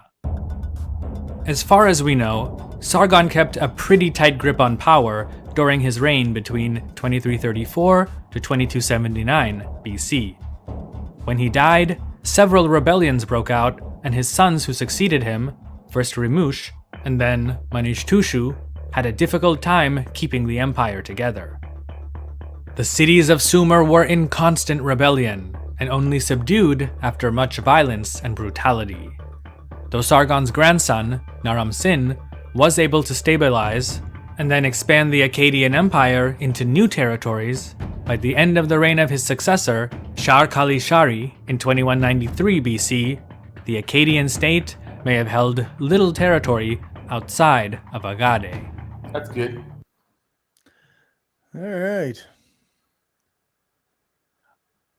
I gotta commend these video makers. They do pretty good stuff in their methods. I really like the little boats floating on the toilet. Yeah. That was good stuff. Yeah, no, I think it's important, and like I said, I understand being an artist in general, and our art videos, and you probably talking with me or not. If you actually went back and watched the video, there's some times where I put like say 30 pictures in. Right. So there's a lot of things that you may just be reading, and then all of a sudden there's pictures showing up that you don't actually get unless you watch the video. Right. Because I do grasp that people need to see to understand. Yeah. I mean, just hearing a bunch of words, I mean, that's why, I know it's important. So, yeah. Yeah. And they do good videos. Good for them. Yep, for sure. Well, we've got onto the script. So we've got southern Sumer and northern Akkad, Mesopotamia. Lower my microphone. Although Sargon of Akkad is often referred to as the founder of Akkad, the city itself probably existed before his rule. A pre-Sargonic inscription refers to it by name, and the name Akkad itself is not actually of the Acadian language. So when these people said that he invented the city, that's actually wrong. Right, yeah. Yeah, that's not how it works, eh? So Sargon's reign does, however, mark the transition of Akkad from a city-state into the first known great empire, with the Acadian king ruling all of Mesopotamia. His rise to power began with the defeat of the Sumerian king Lugal-Zagesi, who had ruled lower Mesopotamia from Uruk, and the conquest of his empire. Through military campaigns, Sargon subjugated regions as far west as the Mediterranean and as far north as Assyria, which he boasted in his inscriptions. Acadian was an East Semitic language, now extinct, that was spoken in ancient Mesopotamia, Akkad, Assyria, Isin, Larsa, and Babylonia from the 3rd millennium BCE, or around 5,000 years ago, until its gradual replacement by Akkadian-influenced Old Aramaic among Mesopotamians by the 8th century BCE, or 2,822 years ago. It is the earliest documented Semitic language. It used the cuneiform script, which was originally used to write the unrelated and also extinct Sumerian, which is a language isolate. Acadian is named after the city of Akkad, a major center of Mesopotamian civilization during the Akkadian Empire. Semitic languages occur in written form from a very early historical date in West Asia, with East Semitic, Acadian, and Eblate texts appearing from the 30th century BCE and the 25th century BCE, or 5,022 years ago to 4,522 years ago, in Mesopotamia and the northeastern Levant, respectively. The only earlier attested languages are Sumerian and Elamite, both language isolates, and Egyptian, a sister branch of the Afro-Saitic family related to the Semitic languages, but not part of them. Amorite appeared in Mesopotamia and the northern Levant circa 2000 BCE or 4,022 years ago, followed the mutually intelligible Canaanite languages, including Hebrew, Phoenician, Moabite, Edomite, and Ammonite, and perhaps Akronite, Amalekite, and Suchian, the still-spoken Aramaic, and the Ugaritic during the second millennium BCE. And I think Jesus' time supposedly was Aramaic, or that was one of the big ones. Okay. The king of Akkad was the ruler of the city Akkad and its empire in ancient Mesopotamia in the third millennium BCE, from the reign of Sargon Akkad to the reign of his great-grandson, Shar-Kali Shari. The Akkadian Empire represented the dominant power in Mesopotamia and the first known great empire. The empire would rapidly collapse following the rule of its first 5 kings, owing to internal instability and foreign invasion, probably resulting in Mesopotamia refracturing into independent city-states. But the power that Akkad had briefly exerted ensured that its prestige and legacy would be claimed by monarchs for centuries to come. Ur-Nammu of Ur, who founded the Neo-Sumerian Empire and reunified most of Mesopotamia, cited the title King of Sumer and Akkad, which would be used until the days of the Achaemenid Empire. Sargon's successors consolidated his vast realm and continued expanding the borders of the Akkadian Empire. Sargon's grandson and the 4th king of Akkad, Naram-Sin, brought the empire to its greatest extent and assumed a new title to illustrate the great power, King of the 4 Quarters, which referenced the entire world. He was also the king in Mesopotamia to be deified in his lifetime, being addressed as the god of Akkad. Although at least 7 kings would rule Akkad after him, the Akkadian Empire quickly collapsed after Naram-Sin's reign, and prominent central authority under a single king would not be restored in Mesopotamia until the rise of the Neo-Sumerian Empire. It's likely that the region reverted to local governance under kings of city-states in the time between the 2 empires. A major cause of this collapse was the invasion of Mesopotamia by a people referred to as the Gutians, who would be defeated and driven away by the founder of the Neo-Sumerian Empire, Ur-Nammu. Ur-Nammu, or Ur-Nama, or Ur-Engur, or Ur-Gur, ruled in 2112 to 2094 BCE, or 4,134 years to 4,116 years ago, or possibly 2048 to 2030 BCE, or 4070 to 4052 years ago. Founded the Sumerian 3rd dynasty of Ur in southern Mesopotamia, following several centuries of Acadian and Gutian rule. His main achievement was state building, and Ur-Nammu is chiefly remembered today for his legal code, the Code of Ur-Nammu, the oldest known surviving example in the world. He held the titles of King of Ur, King of Sumer and Akkad. The final kings to rule Akkad, Dudu and Shu-Turul, are assumed to have been related to the original ruling dynasty, and as such are often regarded as members of the Sargonic dynasty. Although Akkad and what remained of its empire was destroyed, its power and prominence led to rulers of later Mesopotamian empires, wishing to claim its prestige and legacy for themselves.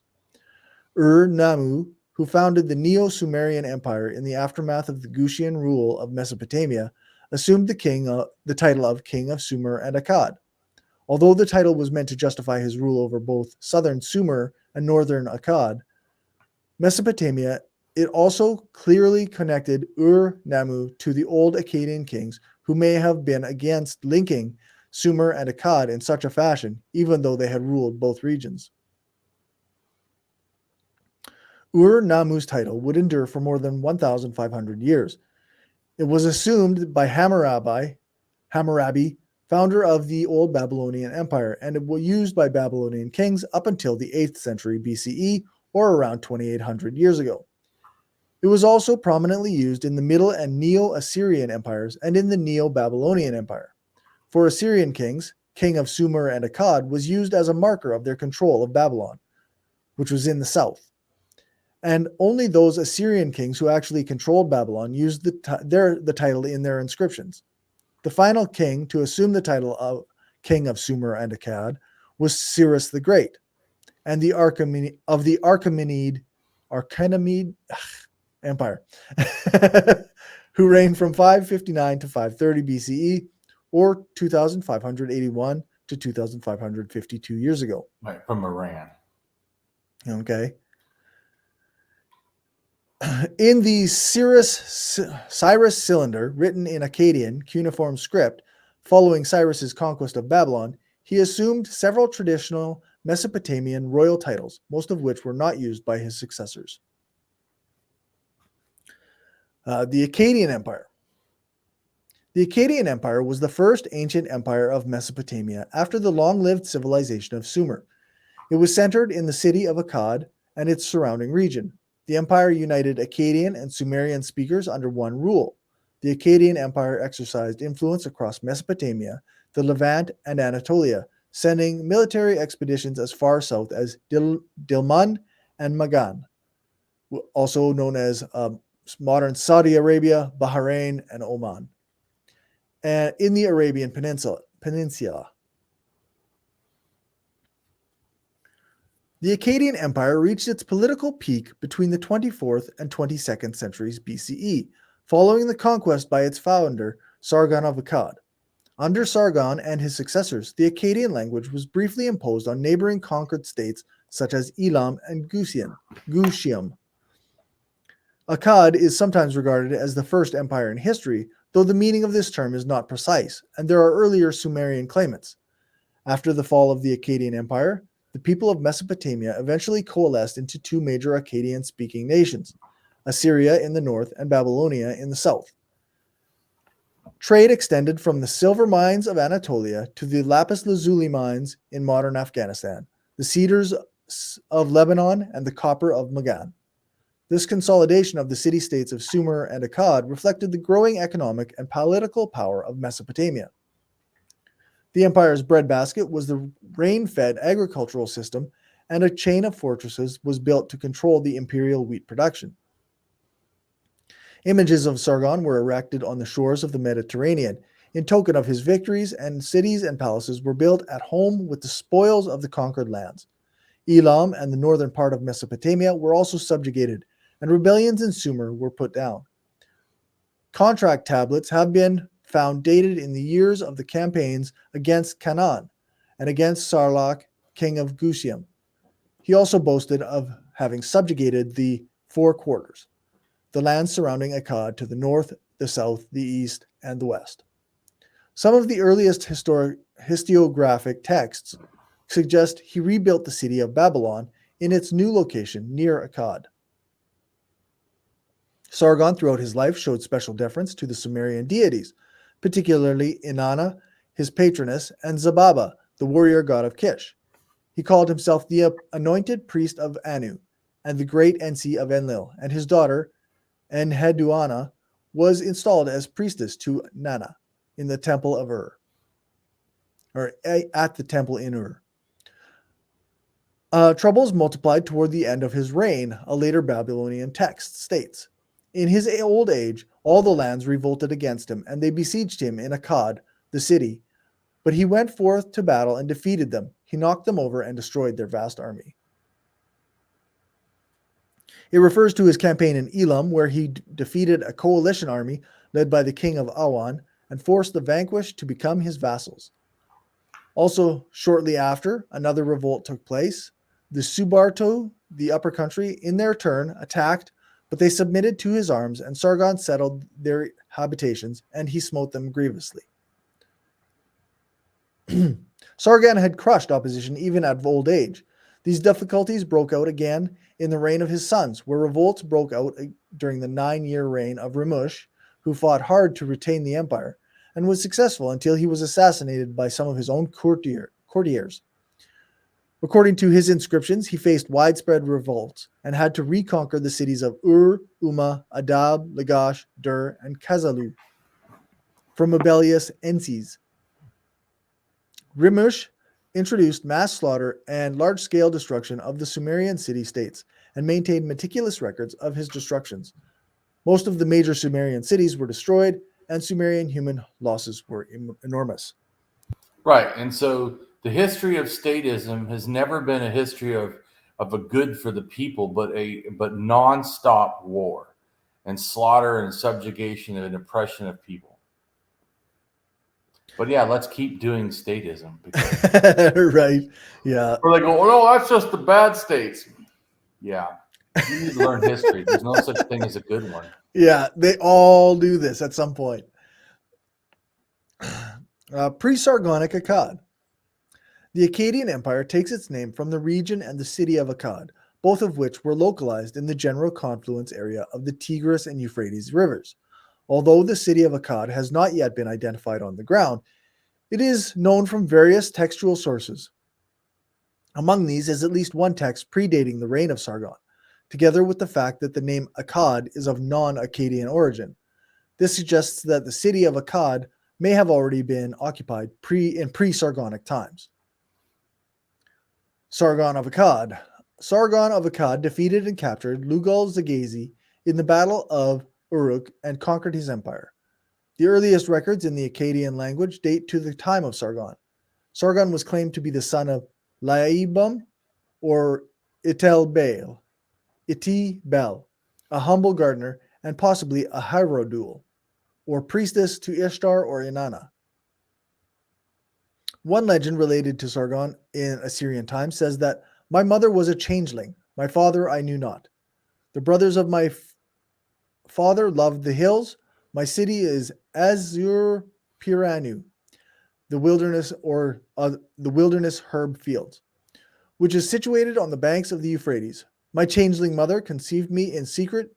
She bore me. She set me in the basket of rushes. With bitumen she sealed my lid. She cast me into the river, which rose not over me. The river bore me up and carried me to Aki." Right. And so just make one point. I don't know exactly the whole thing of how the all of the, in a sense, priestesses, but sometimes I do know, especially in other cultures, and some priestesses in a sense would have been sexual and some would have been chastised or virgins to the deity. Right. Even if it's a woman deity. In fact, in Greek, the term, which we use the word, but wrongly, when we say that someone is a hero. Okay. Hero is a female name. Hero was a priestess, Aphrodite? I can't remember exactly, but a priestess of a female deity and was supposed to be a virgin. Okay. And so this guy tries to tempt her, oh, let's have sex, or whatever. And so she finally loses her virginity, which is virginity is a gift to the deity. Mm-hmm. And thus she, in a sense, is not supposed to be a priestess. It's almost like a nun. So just people can grasp this, So it's supposed to be the deity owns your virginity, in a sense. Okay. So then she thinks that the person is dead. So she, if I remember the story right, she kills herself. And how everyone remembers how great that she, cared about this guy or whatever. But he actually wasn't dead. I think he comes back and she's now done this. But my point is that when it says that his mother did it in secret, I was going to say the fact that it could be because she wasn't supposed to have sex at all. Right. Yeah, that makes sense. Like she's not supposed like that's why it's a big deal, right? She can't. That's the big deal. Yeah. Otherwise, it's just another person giving She's a birth. nun. Right? They're trying to get people to grasp that she's Yeah. a nun that has a child. Yeah. So it's got to be a secret, or else she Right, can't and be that's a nun, why she right? puts him down the river, hoping someone else will save him. Yeah. But actually, doesn't want to try to take care of the child herself because supposedly she doesn't have sex.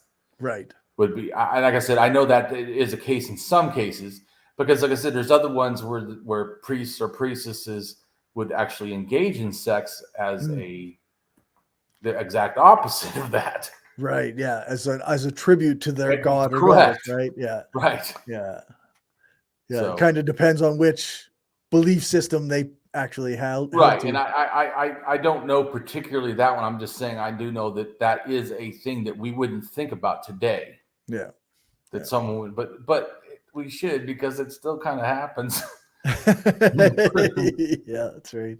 It's just that we consider normal, like priests not having sex that are Catholic, or nuns, as the norm, but that's really not normal. There are it's rare in modern times, but there are preachers who go around and they tell their congregates that they have to have sex with them, and well, that does happen.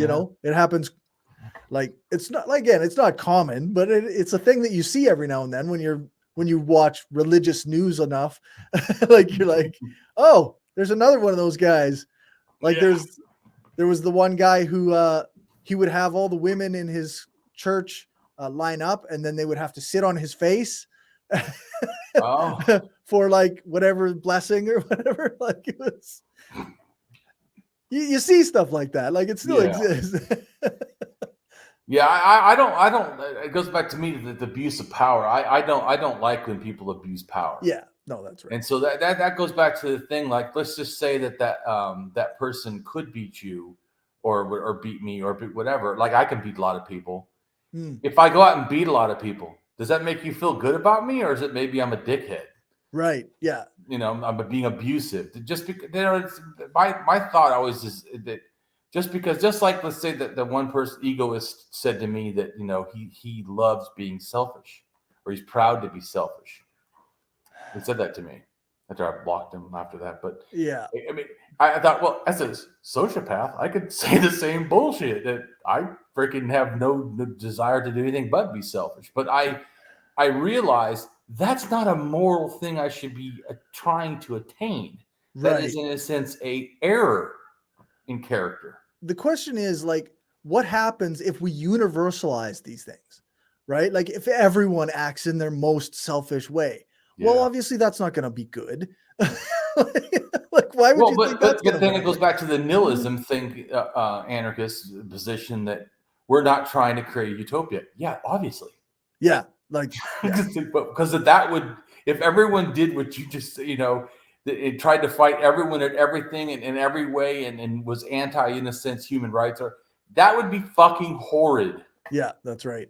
That defeats, that's against everything I believe in. Well, which is why I say that, yeah. I'm not trying to be a dick, but I won't work with people that are like that. I just won't. And I treat them like I treat MAGA. Block. I don't have a discussion for that. Yeah, that's right. Yeah, I guess in some ways, when I saw somebody who was critical of social or communist anarchists, in that quite often they find that we lean too much to the communist side and not as much to the anarchist side.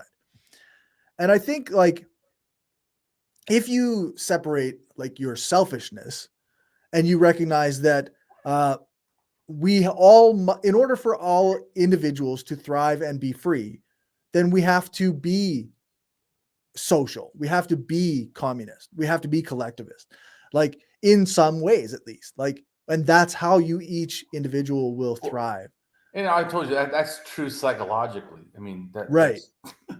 Yeah. It's not even violating nature. That actually is how we are set up. And speaking of communist anarchists, I now have put the hammer and sickle on my profile.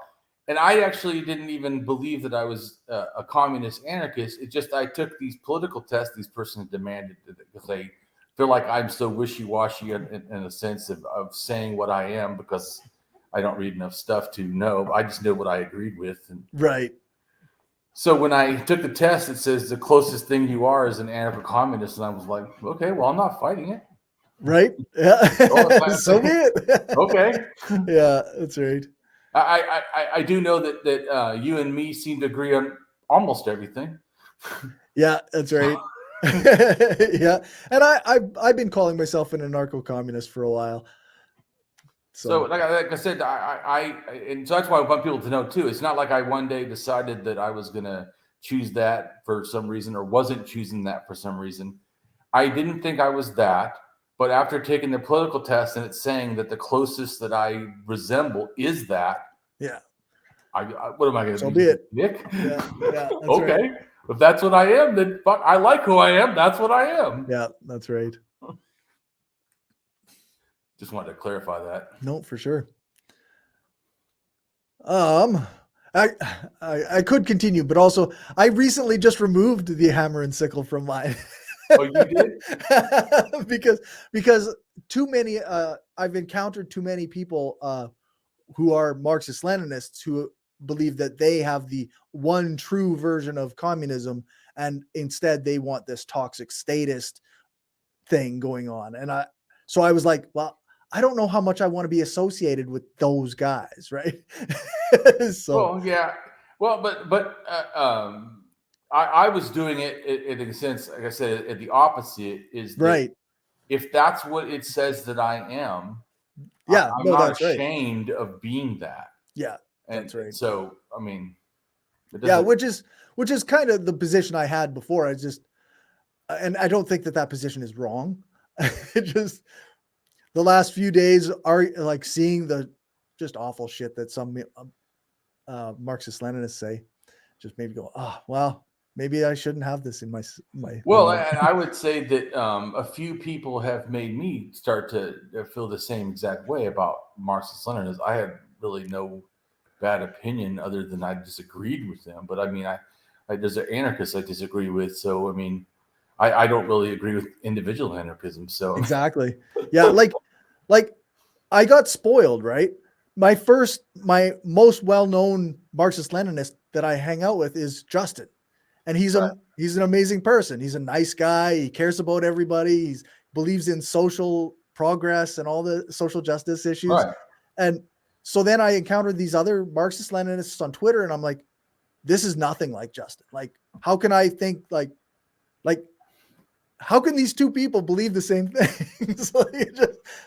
I don't see the guy that I do my show with telling me that I belong in a gulag or that I should be put against the wall and killed because I disagree with him on something.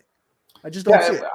No, I agree. But I've also had other Marxist-Leninists agree with me and say that I make reasonable arguments, about, especially like when I say, isn't the goal to be non-statist, to be non-centralized? And they go, that's a fair argument. Yeah.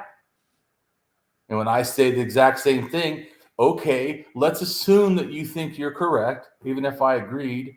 You agree that's a stage. That's also fair. Yeah. How can it not be? Yeah. Because if it's literally not, part of what your you philosophy. said isn't true. Yeah, that's right. It's supposedly like actually part of their philosophy. So that's what I'm saying. How can it not be fair? I mean, I'll show you. Just that right there. But that reminds me in general, like of understanding, grasping reason and axiology.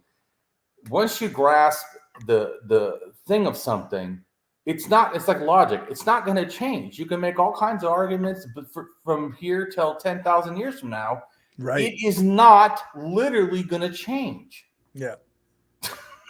all the statistical arguments about improvements in this way or that way, and none of it changes what's supposed to be the goal, that it's supposed to be a stage. That's what I'm saying. Where I make arguments because of that, which I know some people don't grasp my arguments because I don't talk in lingo, because I'm talking more axiology. But once you actually grasp what I am saying, you'll realize the power of what I am saying. Yeah. That you're not going to win this discussion in this way, because what I am saying, either you are lying, you are mistaken, or I'm correct. Yeah. Yeah. My thought is that, yeah, there's a combination of people, like people who are lying, who call themselves Marxist-Leninists or leftists or whatever. And there's lots of people who are mistaken. Yeah. But there are, I think, a number of people who are like actually lying about what they believe. They don't want liberation. They want power. And they see Marxist-Leninism as a tool to get that. And because what I hear, I'm just saying, especially from the one that I've decided to block, was that we have to be centralized. It have to be like, that is somehow the goal. Right. That's not the goal. I hate to break the news to you. Not the goal. Not the goal. Yeah. Unless and if it is, then you legitimately are not a Marxist-Leninist. Right. Just a Leninist. Yeah, that's right. You're just a Stalinist at that point. Stalinist, whatever. Yeah, that's right. You need to call yourself something different. You're just an authoritarian, period. Yeah, that's right. And how can you fight against authoritarians? So you believe, and like I said, I think that it is an issue we do need to address. It's the same thing I said about value. I don't, even though I put the thing about communists, I'm telling you, do not agree with the no money thing. All I would say is that we have to have control of it in an amiable way. Just like the thing that says that each to his abilities, to his need. Okay, and that's a value guess or a value judgment or a value position. Right. Is it not? How is it not a value position? Yeah. So because if it's all universal, if there is no valuation, how is one person getting what they need and another person is not? You're making a valuation. Anyways. Like I said, that's right. Yeah, and like I said to you, that why I can't work with the nihilist who doesn't grasp or even want to care about value. It's like they want to throw the whole plate up, and say let's not even talk about it. Yeah, then I'm done. Yeah. Well, how can you like find any common ground if they just refuse like that? I ripped this one nihilist and totally his position in half, in a Christian one. And he ended up changing and not being a nihilist after one conversation where he really legitimately listened. If they legitimately listened, it maybe would matter for me to spend time. But they are snarky, especially online. I love that I'm egoist. I love that I'm selfish. I love that humanism is terrible and value is ridiculous. And I just go, I don't have no fucking time for that. Yeah, that's right. Yeah. It makes me think like that sometimes people are like, what's the word? Immature in their thinking. Yeah. Like, I don't want to say that they're young, because many young people have very mature thinking, right? Like, I'm not an ageist at all. So I wouldn't, even if you said that, I would have to disagree with you. Right. But the thinking itself seems very lacking in development, lacking in that's a better word. Yeah, or lacking than young, or immature. Even immature seems undeveloped or in error. I mean, because people can be in error no matter how old they are. Yeah, they're lacking in development. They have, or what's the word? Complexity. They lack complexity in their thought. And I think some people lack inquiry. Yeah. They simply lack, and I think that. In a sense, skepticism could be good if your goal is inquiry, but I hear a lot of people with skepticism sounds a lot more like denialism, or like that now I don't have to make a choice because I'm a skeptic, or I don't have to inquire because now I've achieved this position or something. It's not a position. That's right. That was the reason I still consider myself a skeptic, right? But the reason I left the skeptical community is because of that exact rigid thinking. Like, they, rather than use it as a method or a tool, they use it as a identity, and therefore they wait on an issue until they can find out what the skeptical community thinks on that issue, and then that's their position, which is the opposite of actual like skeptical inquiry, right? Right, but how many skeptics are skeptic in the sense of capitalism? Well, yeah, Most of them are, especially the people that claim the skeptic community, are not like a whole field of anti-capitalists. Yeah. So, which it really should be if they're applying. Right. Or at least be skeptical. Let's assume that they don't even go that far. They certainly don't sound they sound pro-capitalism. Yeah, that's right. You're just not applying the lens properly to the political or the monetary systems that we live in.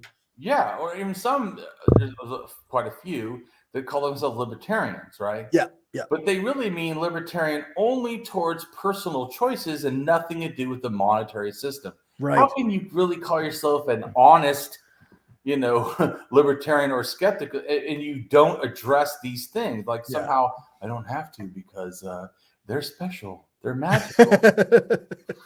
Yeah, because these things are rigid rules about the way the world is going to work forever, and we don't have to question them somehow. Well, just like this, the one guy said, "Oh, I needed to read this one author so I could understand how humanism could be used as a religious type of idea." And I said, I don't have to read anything. And you need to grasp they will never change the difference between is and can be. Mm-hmm. Done. I don't even is and can.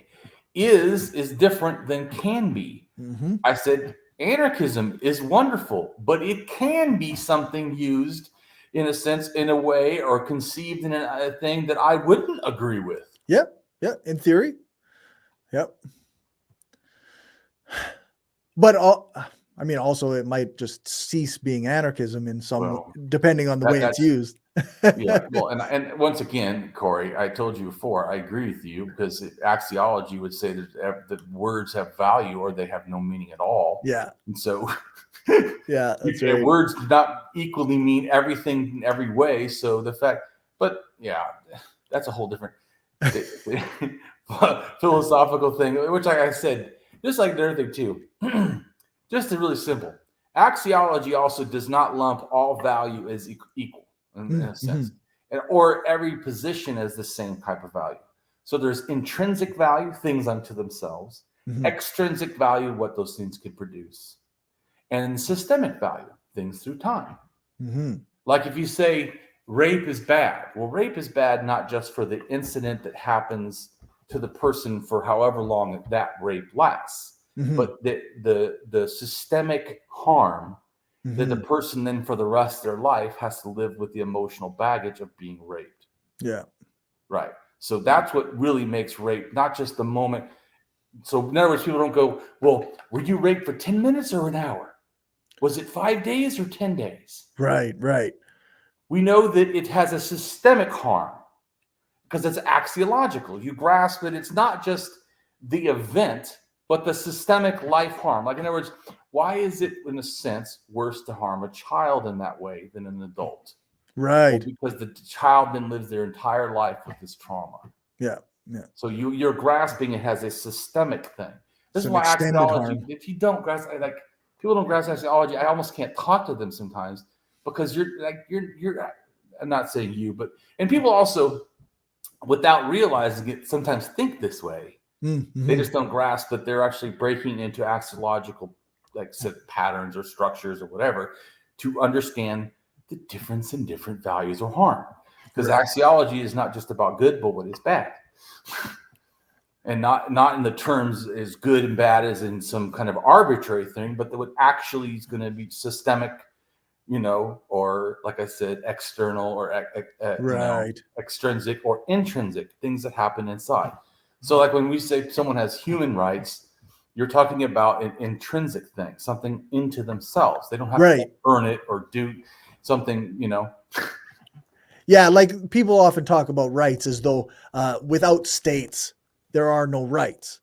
Yeah. But when I talk about rights, I talk about like the intrinsic value of a human being and their ability. Well, and like I said, that's one of the three things that axiology it breaks values into is intrinsic, extrinsic, and systemic. Right. And like I said, when it does this, it does it not just for, in a sense, like I said, the good positive side or whatever, but also the negative side. Right. Same thing if you say a lie that's intrinsic or systemic, these things really change how you should view its harm or its value. Yeah, that makes sense. Because you say lying is bad. Well, the kid asks me, do I look ugly, Daddy? And you say, oh, truly, you're hideous. Well, you didn't tell a lie, but you did produce harm. You know what I'm saying? But if you said, oh no, I love you no matter what, and I still think you look beautiful, even if that's a fucking lie, that in a sense is not a lie like other types of lies. Right. Yeah. And it is people to. So I'm saying that because you can axiologically judge what's the systemic harm of that. Yeah. Yeah. Who was it? There was a philosopher, I can't remember, who believed in never telling lies. Yeah. And the thing that the common refrain or common rebuttal to it was often like, well, what if I'm hiding Jewish people in my home and the Nazis knock on my door? Is it okay to lie to the Nazis about the Jewish people hiding in my home? Of course it is. But once again, that's an axiological judgment. Right. And that's why, like I said, nihilism that tries to say there's no such thing as axiology being able to judge things, it's fun. I can't just even not, work with yeah, you. Yeah. We cannot even have a discussion because you're so wrong. It's not even worth my time because you're and it also is really weird too. Yeah. To try to use logic, which requires axiology to make its value judgments, give it meaning. There's one of these days we'll have to talk about some philosophy stuff because it's important, but it's still a lot of the stuff is natural. It's like the animals understand axiology because their brains operate that way. In fact, there was a neuroscientist, the book's called Answering the Essential Question or something like that, where there's an axiologist, neuroscientist, and he figured out that our brains think in value structures. So it's even crazier when someone's a nihilist says there's no such thing. Well, that's literally how we think. In fact, them thinking that is an axiological judgment. Yeah. Yeah.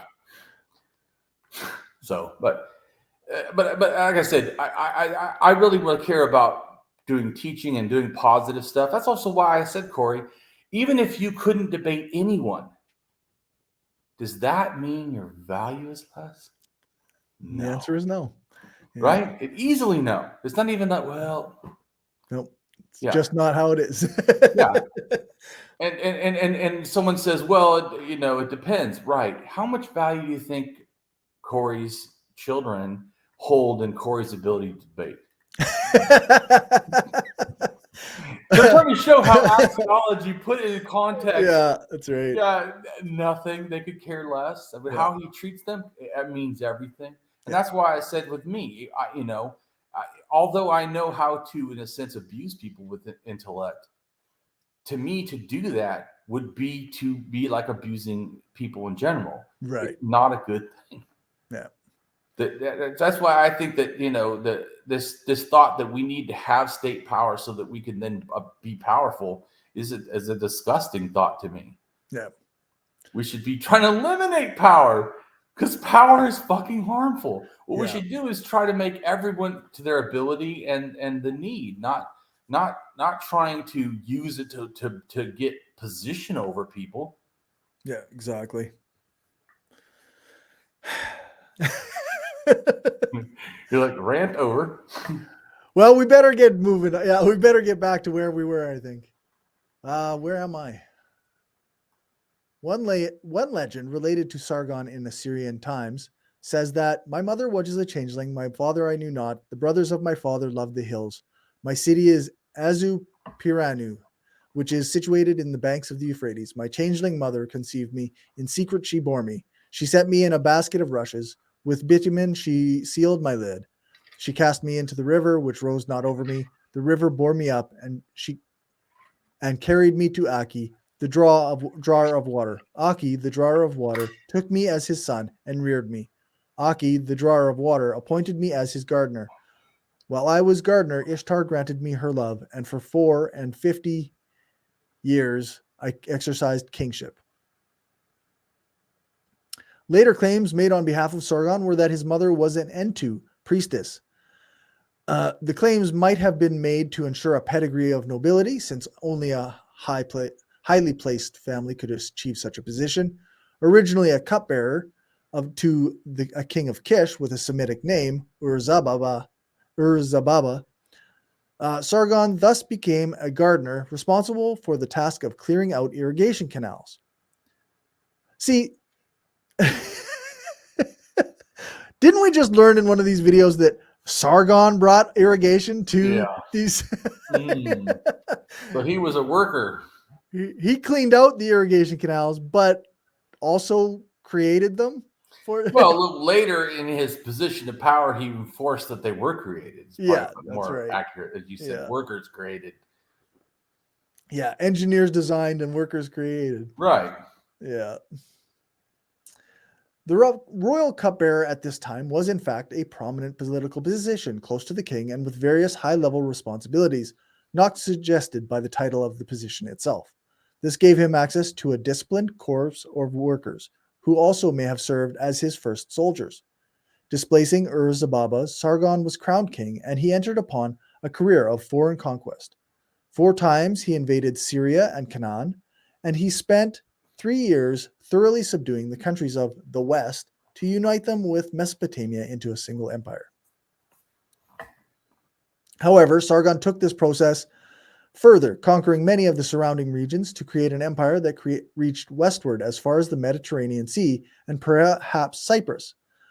Northward as far as the mountains, a later Hittite text asserts he fought the Hattian king Nur-Dagal of Burushanda, well into Anatolia, eastward over Elam, and as far south as Magan, a region which he reigned for purportedly 56 years, though only 4 year names survived. He consolidated his dominion over his territories by replacing the earlier opposing rulers with noble citizens of Akkad, his native city where loyalty would thus be ensured. Sargon of Akkad, also known as Sargon the Great, was the first ruler of the Acadian Empire, known for his conquests of the Sumerian city-states in the 24th to 23rd centuries BCE. He is sometimes identified as the first person in recorded history to rule over an empire. He was the founder of the Sargonic or Old Acadian dynasty, which ruled for about a century after his death until the Gutian conquest of Sumer. The Sumerian king list makes him the cupbearer of the king Ur-Zababa of Kish. His evil empire is thought... A slip of the tongue there. His empire, his empire is thought to have included most of Mesopotamia, parts of the Levant. Sounded great to me. It didn't even, at first, it didn't even catch it. It came out, and I was like, "Wait a second." Well, it probably is accurate. So yeah, one can assume that most empires have at least some level of evil in their domination of other people. Besides incursions into Hurrite and Elamite territory, ruling from his capital, Akkad, Sargon appears as a legendary figure in Neo-Assyrian literature of the 8th to 7th centuries BCE. Tablets with fragments of a Sargon birth legend were found in the library of Ashur-Banipal. The Acadian name is normalized as either Saru-Ukin or Saru-Ken. The name's cuneiform spelling is variously Lugal-U-Kin, Saru-U-Gen-6, or is that a typo? Saru-Kinin or Saru-U-Kin. In Old Babylonian tablets relating the legends of Sargon, his name is transcribed as Saru-Um-Kin. In late Assyrian references, the name is mostly spelled as Lugal-Gina or Lugal-Gin. identical to the name of the Neo-Assyrian king Sargon II. The spelling Sargon is derived from the single mention of the name in reference to Sargon II in the Hebrew Bible. The first element in the name is Saru, the Acadian, East Semitic for king. The second element is derived from the verb kinum, to confirm or establish. Or to confirm or establish. A possible interpretation of the reading Saru Ukin is the king has established, or he, the god, has established the king. Such a name would, however, be unusual. Other names in Ukin always include both a subject and an object, as in Samas Suma Ukin. Shamash has established an heir. There is some debate over whether the name was an adopted regal name or a birth name. The reading Saru Ken was interpreted adjectively as the king is established, legitimate. Expanded as the phrase Saru Kim Inam. Ki Num. Yeah, Sarum Ki Num. The terms Pre-Sargonic and Post-Sargonic were used in Assyriology based on the chronologies of Nabonidus before the historical existence of Sargon of Akkad was confirmed. The form Saru Ukin was known from the Assyrian Sargon legend discovered in 1867 in the library of Ashur-banipal in Nineveh. A contemporary reference to Sargon thought to have been found on the cylinder seal of Ibn Sharu, a high-ranking official serving under Sargon. Joachim Menand published a description of this seal in 1877, reading the king's name as Shigani Shar Luke. He did not yet identify it with Sargon the Elder, who was identified in the old Assyrian king Sargon I. In 1883, the British Museum acquired the mace head of Shar Gani Shari, a votive gift deposited at the temple of Shamash in Sippar. This Shar Gani was identified with the Sargon of Akkad of Assyrian legend. The identification of Shar Gani Shari with Sargon was recognized as mistaken in the 1910s. Shar Gani Shari, or Shar Kali Shari, is in fact Sargon's great-grandson, the successor of Naram Sin. It's not entirely clear whether the Neo-Assyrian king Sargon II was directly named for Sargon of Akkad, as there is some uncertainty whether his name should be rendered Saru Ukin or as Saru Ken U. Primary sources pertaining to Sargon are sparse. The main near contemporary reference is that in the various versions of the Sumerian king list, here Sargon is mentioned as the son of a gardener, former cupbearer of Ur-Zababa of Kish. He usurped the kingship from Lugal-Zagezi of Uruk and took down his own city of Akkad. Various copies of the king list gave the duration of his reign as either 54, 55, or 56 years. Numerous fragmentary inscriptions relating to Sargon are also known. In absolute years, his reign would correspond to 2334 to 2279 BCE in the middle chronology. His successors until the Gutian conquest of Sumer are also known as the Sargonic dynasty, and their rule as the Sargonic period of Mesopotamian history. Foster, 1982, argued that the reading of 55 years as the duration of Sargon's reign was in fact a corruption of an original interpretation of 37 years. An older version of the king list gives Sargon's reign as lasting for 40 years. Thorkild Jacobson marked the clause about Sargon's father being a gardener as a lacuna, indicating his uncertainty about its meaning. Ur-Zababa and Lugal-Zagezi are both listed as kings, but separately by several additional named rulers of Kish, who seem to have been merely governors or vassals under the Acadian Empire.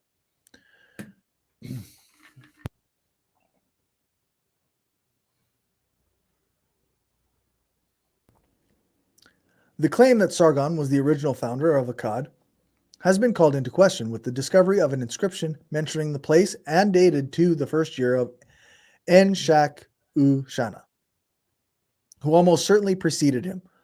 The Widener Chronicle states that it was Sargon who built Babylon in front of Akkad.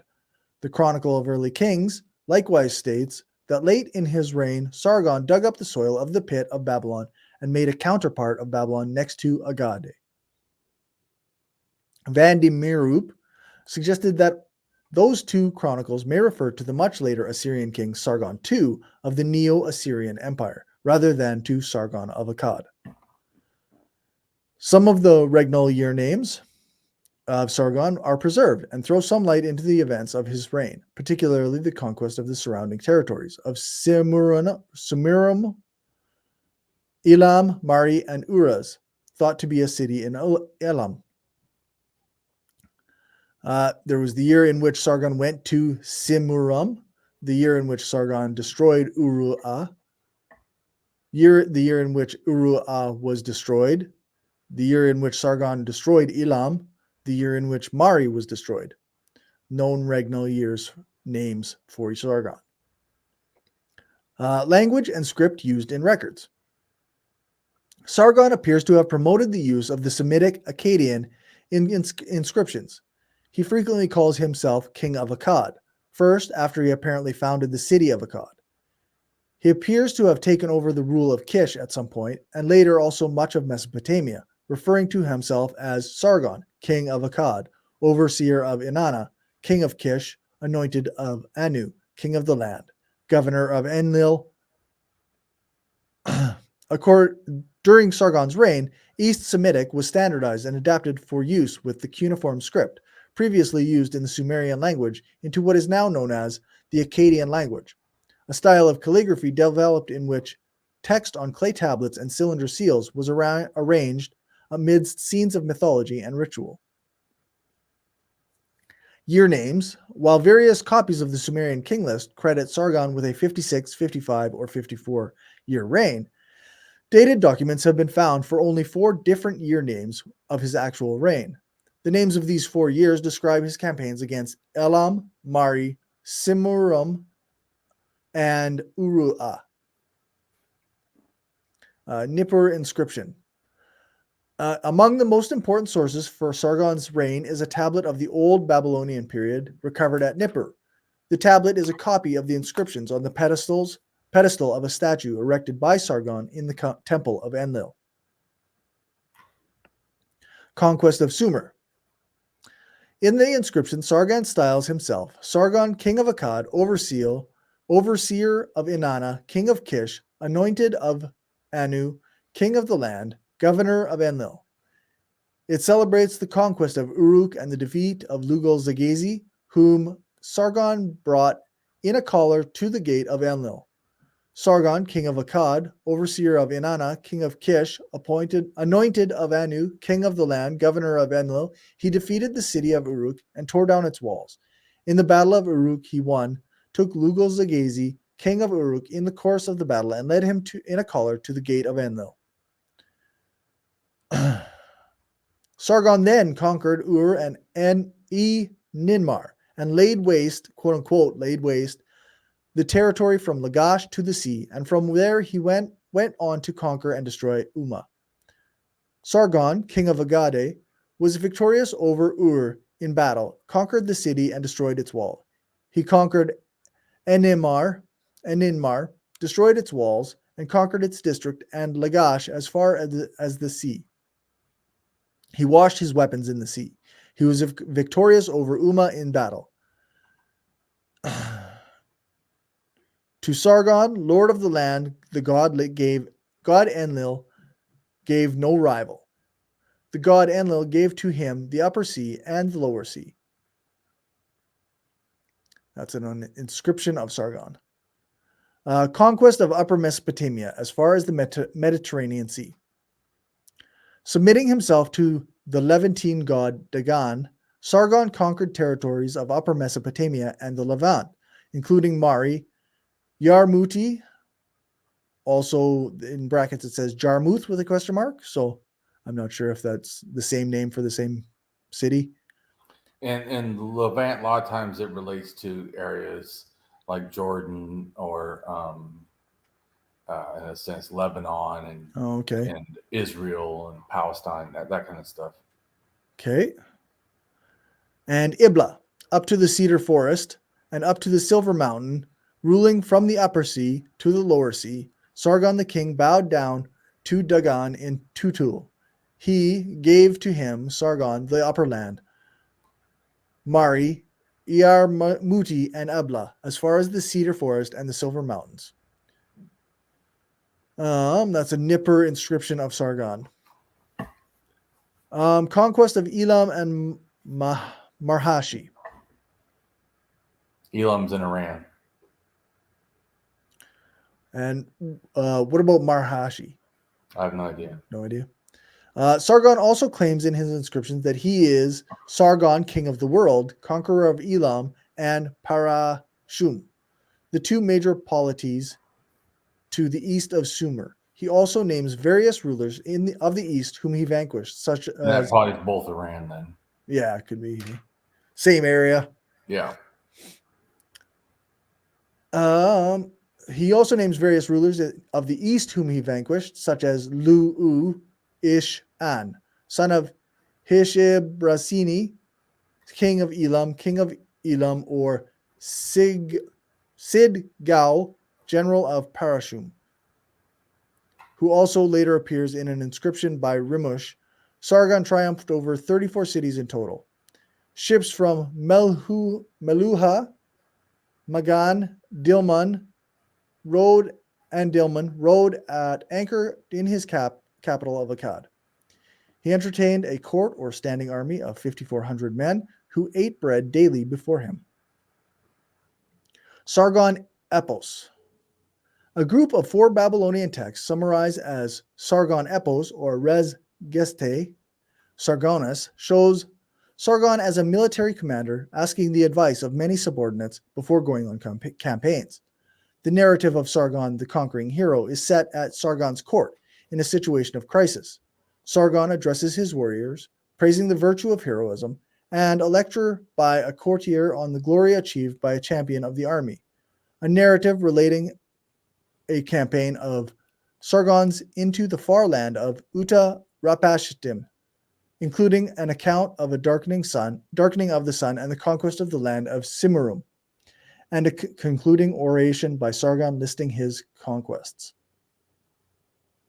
The narrative of King of Battle relates Sargon's campaign against the Anatolian city of Purushanda in order to protect his merchants. Versions of this narrative in both Hittite and Acadian have been found. The Hittite version is extant in 6 fragments. The Acadian version is known from several manuscripts found at Amarna, Ashur, and Nineveh. The narrative is anachronistic, portraying Sargon in a 19th century milieu.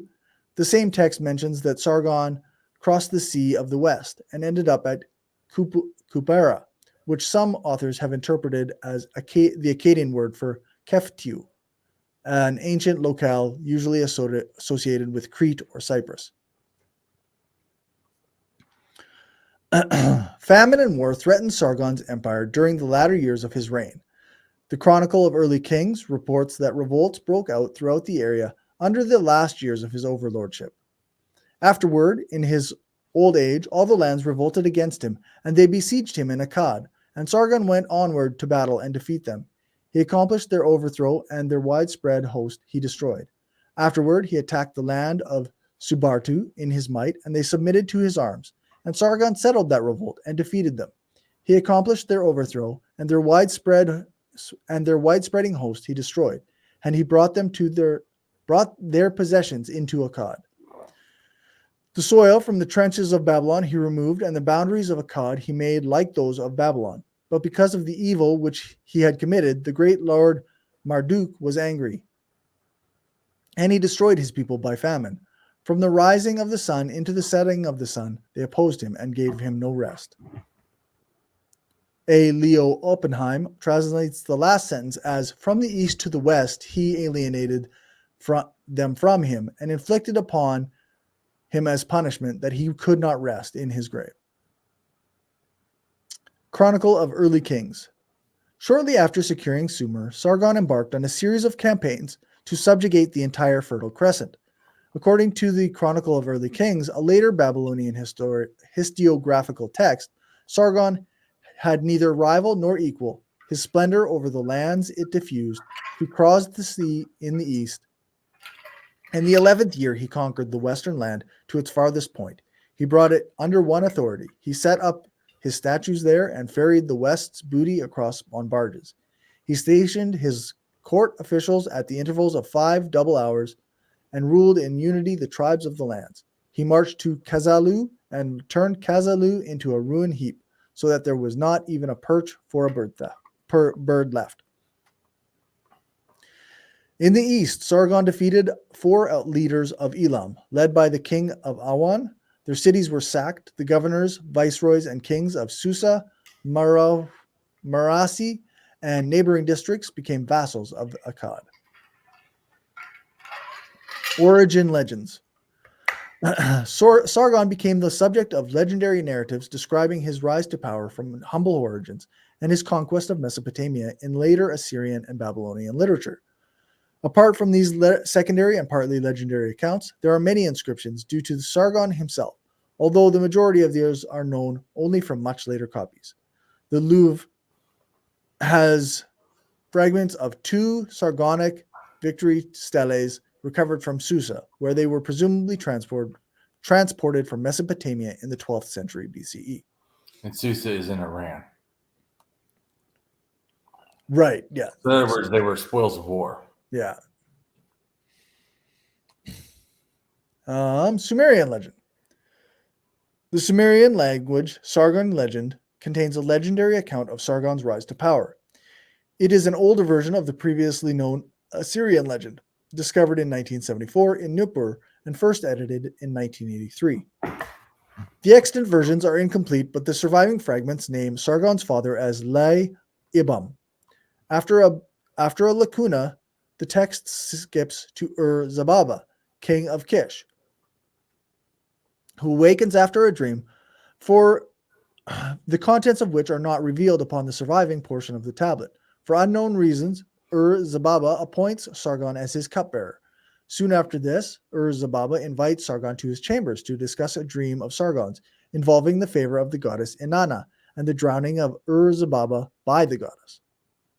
Deeply frightened, Zababa orders Sargon murdered by the hands of Belistikal, the chief smith, but Inanna prevents it, demanding that Sargon stop at the gates because of his being polluted with blood.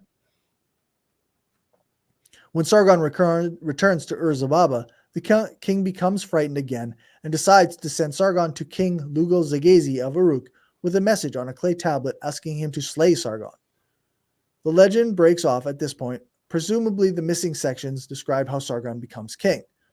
The part of the interpretation of the king's dream has parallels to the biblical story of Joseph. The part of the letter with the carrier's death sentence has similarities to the Greek story of Bellerophon and the biblical story of Uriah. Birth legend. A Neo-Assyrian text from the 7th century BCE purporting to be Sargon's autobiography asserts that the great king was the illegitimate son of a priestess. Only the beginning of the text is known from the fragments of 3 manuscripts. The first fragments were discovered as early as 1850. Sargon's birth and his early childhood are described thus. My mother was a high priestess, my father I knew not.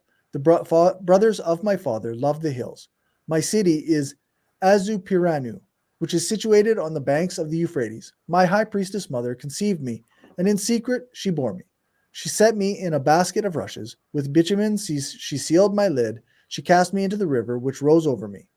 The river bore me up and carried me to Aki, the drawer of water. Aki, the drawer of water, took me as his son and reared me.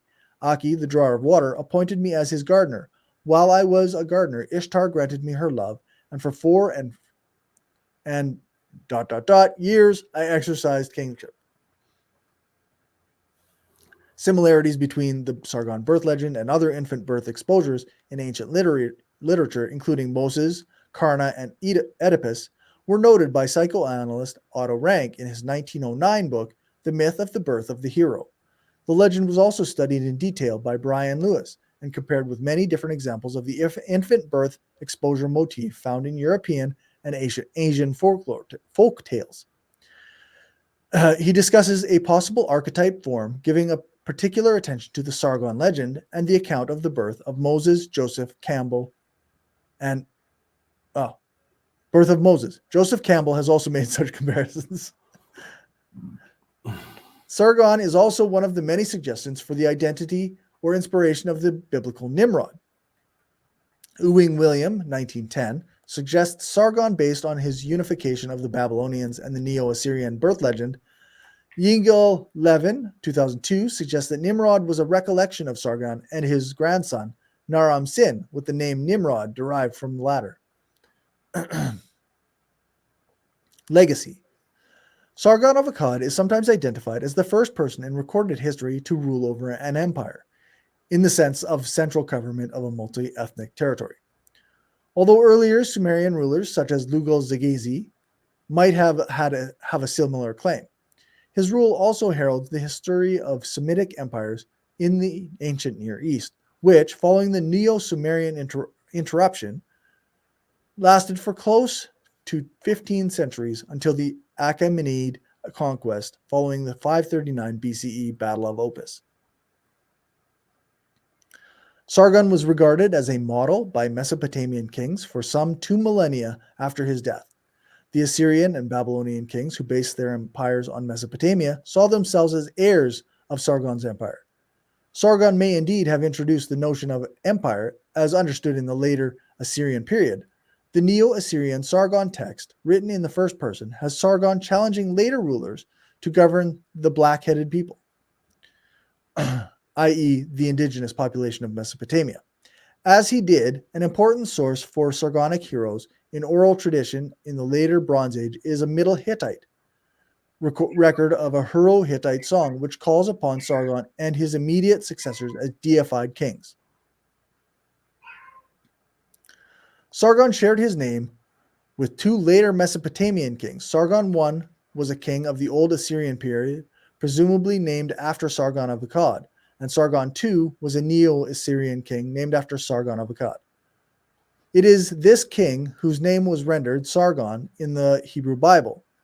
Neo-Babylonian king Nabonidus showed great interest in the history of the Sargonoid dynasty and even conducted excavations of Sargon's palaces and those of his successors. And that's the end of our script. So, what do you think about that? I mean, what you've learned, I think, like, while we're reading, like, the transcripts or whatever, the inscriptions, it seems pretty clear that there's a connection between the story of Sargon and other legends, right? Or myths. Yeah. So it doesn't surprise me that, like, he created this empire and then other people wanted to emulate him and use his name, which can be confusing in history when you don't have full records of things. But also, like, so then the story is also used of his birth and his rise to power and this stuff. So it's interesting. Well, yeah, and it gives you an understanding too that it also becomes religious. Like, some of the stories relate to religious stories, like in the Bible, and because they're stories. Yeah, exactly. Yeah. But I think it's interesting as an anarchist to learn about all these empires and states and stuff, and there never was a time when, in a sense, it was a good thing or done for the people. It's always about power, and you can see that these rulers, which I always think is it reminds me of billionaires, like I've said before. It's almost like it's a mental illness to me. Mm-hmm. If someone gave me $1 billion, the last thing I think of is how can I make more money? Right. Yeah. What the fuck? Yeah. Somebody so these states in the past, and we have similar things now. Yes. They have a ruler and they're like, this isn't good enough. I need to take more. Right. Yeah. There's look at the land mass of Russia. what possibly would Putin need to have more landmass? Even if he thinks that he could take it. No, that's right. Or it's why? Yeah. The question is why, and is your reason justified? Like, can you? But I'm saying the whole thing of what makes people who have like I said, even like Sargon, or whatever, after he ruled that whole area of all those city states, like why would you? Now you have everything. You probably have more money, more wealth, whatever, sex, everything you could want, but you want more. Yeah, it's just like I said, that's why. But I don't think that theme has been any different with any authoritarian anybody. No, I don't think so either. Yeah, they want or whatever. So it's not a new thing. It's not even. It's a common thing. Yeah. That authoritarians, when people get in, that's why I really have a hard time with anyone thinking that somehow you're going to get authoritarians to step down and make everybody equal. Yeah. Yeah. Power perpetuates itself or tries to perpetuate itself. Like that's just what we've seen. It's just how it goes. Well, and it's why I really disagree with representative power. Yeah, I have less problem with what do they call it? It's a type of government that basically just, it's almost like your electric company. You don't know who actually works there as the head person.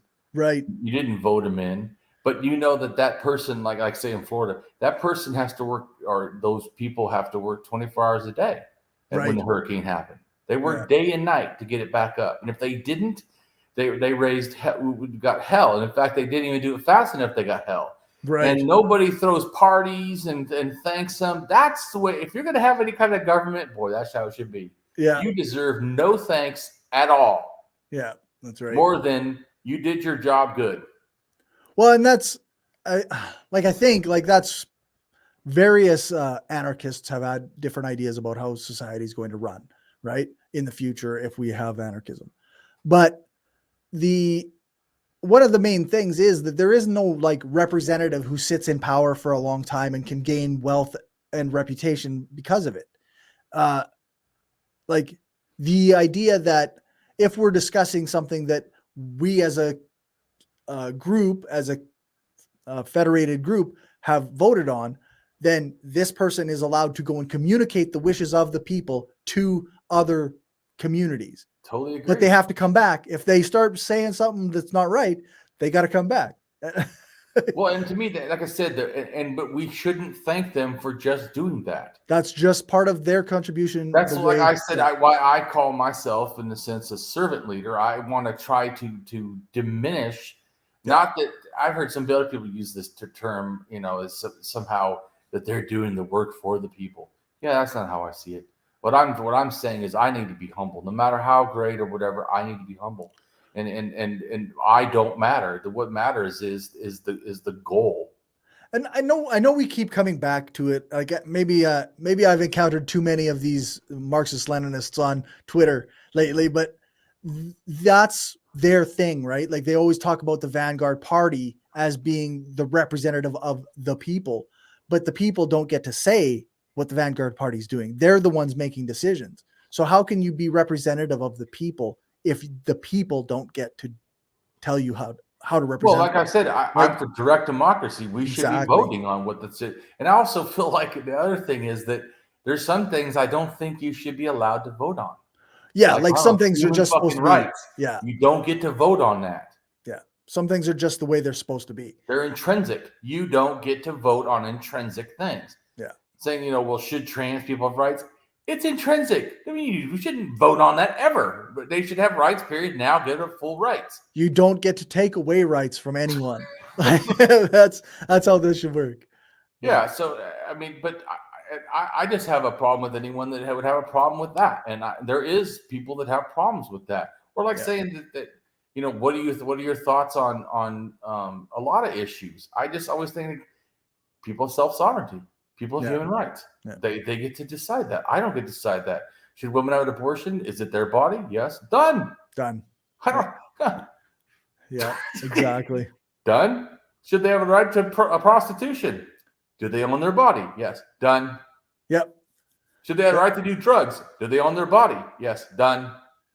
Which somebody on Twitter, when they were arguing against sex work, they said like, well, who would be forced to do sex work in the future after the revolution? And I said, well, nobody's forced to. That's the whole point, is that nobody's supposed to be forced to do anything. They're supposed to be free to choose what they want without coercion and I totally pressure. agree. If someone asked me that before, said that, well, what positions do you think would not? If someone doesn't want to do it, then there should be no sex work. I'm not like if there's sex nobody work, doing no matter what. Yeah. We don't require sex workers so that they are forced into it, right? Like, no, I in fact I would be against that. Yeah, if that's 100%. All there was, then I'm against it 100%. Yeah, but if somebody trafficking, but choosing that, like a person who chooses like that, and I hate too is people make judgments on why they choose. I don't know, why do I choose to do drugs? Why do I choose to eat a burger?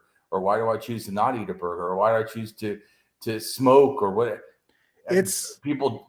I don't drink alcohol, but other people drink alcohol. Or who cares? Or I really hate too when they try to make, oh well, people have been abused. I was abused. So does that mean every action that I do that you think is somehow to you harmful, you can just say, well, it's because I was abused? Right. Yeah. Exactly. Now we get to take away your free choice. You don't get to choose things anymore. You don't get to make decisions because you were abused, and all your decisions are going to be based by that. Like, that doesn't make any sense. You can't take somebody's autonomy away because someone else took their autonomy away in the past. Yeah, it's wrong. And I would also say that we are both nature and nurture. So we are everyone, not just someone who's been abused. Everyone is a condition of their environment. You being born in Canada, or where you were at in Saskatchewan or wherever, and me being born in California, that forever has changed who I am. I was raised in a certain kind of conditions. I wasn't raised to a family that was putting me in wealth and tons of things. I was raised more in ghettos. I mean, so but there's other people in California that don't know that at all. Right. They're raised in fucking opulent fucking wealth. Yep. The place isn't so much the place is part of it, right? But not all of it. But I'm just saying, I feel like that some people, just like I've had before, where someone said I could never be trusted because I've said I was a sociopath. And I'm thinking that's just once again trying to use issues against people. That's just to me very unethical. Yeah. You should judge me on my character and on my behavior. Yeah. Period. That's right. Yeah. And that's something that, I mean, you see it more from the right when you're like, oh, well, so-and-so is a woman, therefore you should support her because you're a feminist. Well, no, exactly. Yeah. Is she a fascist? Like, I'm sorry. Like, I don't get to support her just because she's a woman if she's doing something wrong.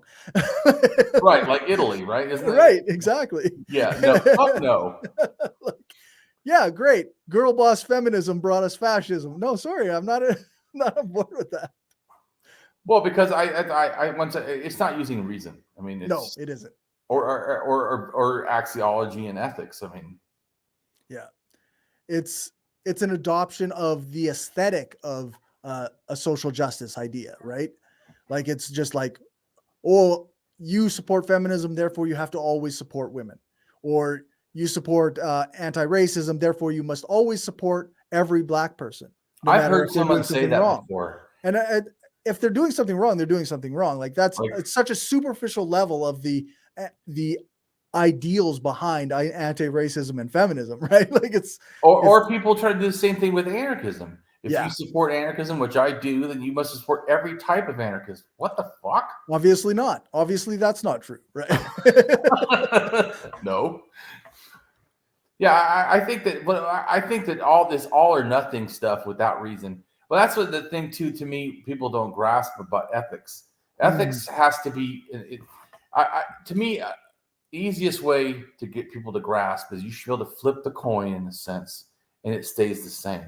Right. If you can't, like this person said to me, Damien, all heterosexual men need to feel it's a compliment and take it as a wonderful thing when gay guys hit on them. And I said, all lesbians have to take it as a compliment when straight guys hit on them.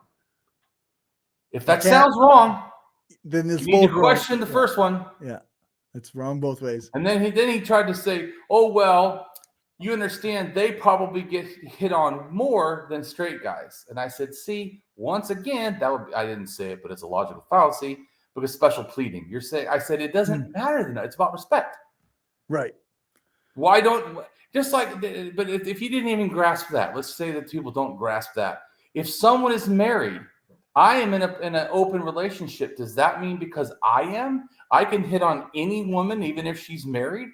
Right. That I find attractive? Would that be respectful? I mean, it's just automatically no. Yeah. So it's not universal. So once again, but I don't think that's also not. Well, I totally don't agree that it's any grounds for you to have such homophobia. You go fucking kill someone. Exactly. That's to be fucking bullshit too. Because that's a common refrain, or at least it was when I was younger. Was like if a gay guy hits on me, as though they're out there just being predators on random dudes in the bar. If a gay guy hits on me, I'll kill him. Is a thing that I heard regularly. Okay either. And I'm not saying that. Yeah. No. Obviously. Yeah. Obviously, you're not saying just that. Like I said. So should a married woman, every guy that hits on her, should she kill her? Ask her husband to kill the guy, or her kill him? I mean, yeah. It's not logical. That's what I was trying to say about ethics. Should be you could flip it, and unless it has a legitimate thing, right? Like it's special pleading, and it's not ethics. It should be universal. The one thing I can say about like women being hit on more than men means that I can feel empathy for that woman for her position, right? Whereas when a man, if he gets hit on by a gay guy, say, then I go, okay, but maybe you shouldn't make a big deal out of it. Where if a woman gets hit on by the 20th guy that night, then I can be like, okay, well, this is really shitty for you. Like, I understand. I'm not saying that women shouldn't. Women should. I told my wife. To me, women should be able to walk around naked and not be fucking and not be bothered. Yeah, exactly. I mean, but that goes back to me toxic masculinity and the belief that men own women's bodies. Yeah, including ones that are that it's just. But I think that if you grasp in general, like I said to me. The self-sovereignty, including women or anyone, that you own yourself, then there should things go with that, and it's a disrespect to do otherwise. Yeah, that's why I find it embarrassing when I have in a sense an open relationship, and I see somehow some of the people that also had that, especially men, in say the atheist community, that go and they harass people because they have an open relationship. And I just thought that's just embarrassing to me as a person who doesn't do that because it's fucking wrong. Yeah. Because there's something that we've been doing wrong this whole time, right? Is the way that we attract people or try to chase women and or sexual partners in the bar and what have you. Like we've been doing it wrong for the whole time, right? Yeah. Like it's one thing to be like going up to somebody and saying, "Hey, I find you attractive. Can I buy you a drink?" And then being rejected. It's another thing to be like, "Hey, lady, come on, let's go." Harassing her over and over and over again. Like societally, we've been doing it wrong, I think. Well, but I think that, like I said, to me, it's about respect. So I'm not saying that I'm like fucking perfect. I mean, but it's also. That's the attitude should be that when someone does reject us or say that we did something wrong, the object is not get fucking violently angry at them to the point of wanting to kill them, male, female, gay, straight, whatever, but to, try to have some sympathy or respect for ourselves and for others. I mean, that's like I said before, everybody, is born with rights. One of those rights is not that people find you sexually attractive. Exactly. Yeah, exactly. So, but you see, there's some guys that they'll hit on a woman if she fucking turns them down, that they get fucking ridiculously Oh violent. yeah. Yeah. Like as if, how dare you do this? I mean, that is just fucking horseshit. Yeah. So I agree with you. I have a lot of sympathy for women. I see how men are fucking horrid to treating to. But I also, personally have experienced too many. That's why I said I don't just say that I'm genderqueer and intersex, only where I say he, even though that doesn't really accurately fit me at all, is because I have had, and I'm not saying it's as much as women, but I have had a lot because I act kind of feminine or act, to me, my wife says sometimes I act gay acting, but it's not because I'm gay, it's because I'm genderqueer, and the only thing people can perceive that is gay. Right. And it's justified to be upset and annoyed by that. Like it is fair for but it's somebody also to have, fair, like you said, though, it's also fair to realize I do kind of act gay acting. So when gays misinterpret that as I'm gay, I really shouldn't get so angry. I don't really get that angry, but it's more irritating. Like, oh God, again, seriously. That's why. I'm just trying to say is that that's also why I don't say. Otherwise, I would just say I'm genderqueer. I would never say he. I would say they or we or whatever. I would say something different. I would not say he, but I use masculine stuff just because, like I told you before, then a lot of them assume because I act straight acting or whatever, and then I'm heterosexual. Which, like I said, I'm actually gynosexual would be the correct thing. I'm attracted towards feminine female bodies, cis women's particular for me. Not even, like I said, intersex or whatever, but that's my own thing, and I know that because I tried and realized that wasn't for me. But I want it's a hard thing. So I understand where people can have an issue, and I think back on my life, and I remember that I was clueless also because I don't feel gay myself. right. So my behaviors, I didn't perceive them as gay acting. Like I was I don't know if I was a freshman or sophomore in high school, and I had made my own bike, bright pink and black. I thought it was the coolest shit in the world, and I don't know if I've told you before, but people laughed at me. My friends laughed. In fact, they thought it was a joke, like a prank. Because I said, "Here's my bike, and it's all hot pink, and I had hot pink spandex on, and I thought I looked cool. I mean, because I had no concept that they were putting sexuality to my behavior. Right. Yeah, I mean, when you're just trying to express yourself, right? Like I'm just being me, but that's also why, like, I do like pink and stuff. I don't wear that anymore because I get harassed constantly. Yeah, I even find myself like I didn't have much of actual like harassment because I wore pink or whatever. Like it was never, but somewhere in the back of my head, I did develop like an aversion to pink. So when I have to actively try to, mitigate that aversion, like, and wonder, like, question myself, am I acting this way because of the upbringing that I've had, the environmental factors, like, or is this actually my free choice to not want to wear? well, and I would wear. I 100%, like I said, even from a young age. In fact, I wanted to wear makeup from a young age. I don't know if I told you that before either, but I once I saw Adamant, I wanted to put eye makeup on. Oh yeah, there you go. And I thought that was the coolest shit in the world. And then they're like, you can't do that. And I'm like, why not? They're like, because he's a movie star. I'm like, oh, cool, I want to do it too. And they're like, yeah, but then they think you're gay. And I'm like, well, I'm not. Like, I want to wear it, but yeah. It's really odd that they don't see, like, people didn't see that as a contradiction. Like, it's okay for this person. We don't call them gay. And obviously there's nothing actually wrong with being gay. So there isn't nothing wrong, but I'm just saying society, but I'm just saying even in this structure, they say, well, that you're just lying to yourself. I've had plenty of people try to tell me that too. I'm like, it's really weird. But I'm not that either. It's really weird. I feel like that it's but it is a sad thing that we cannot really be ourselves. It's society, and I agree with you.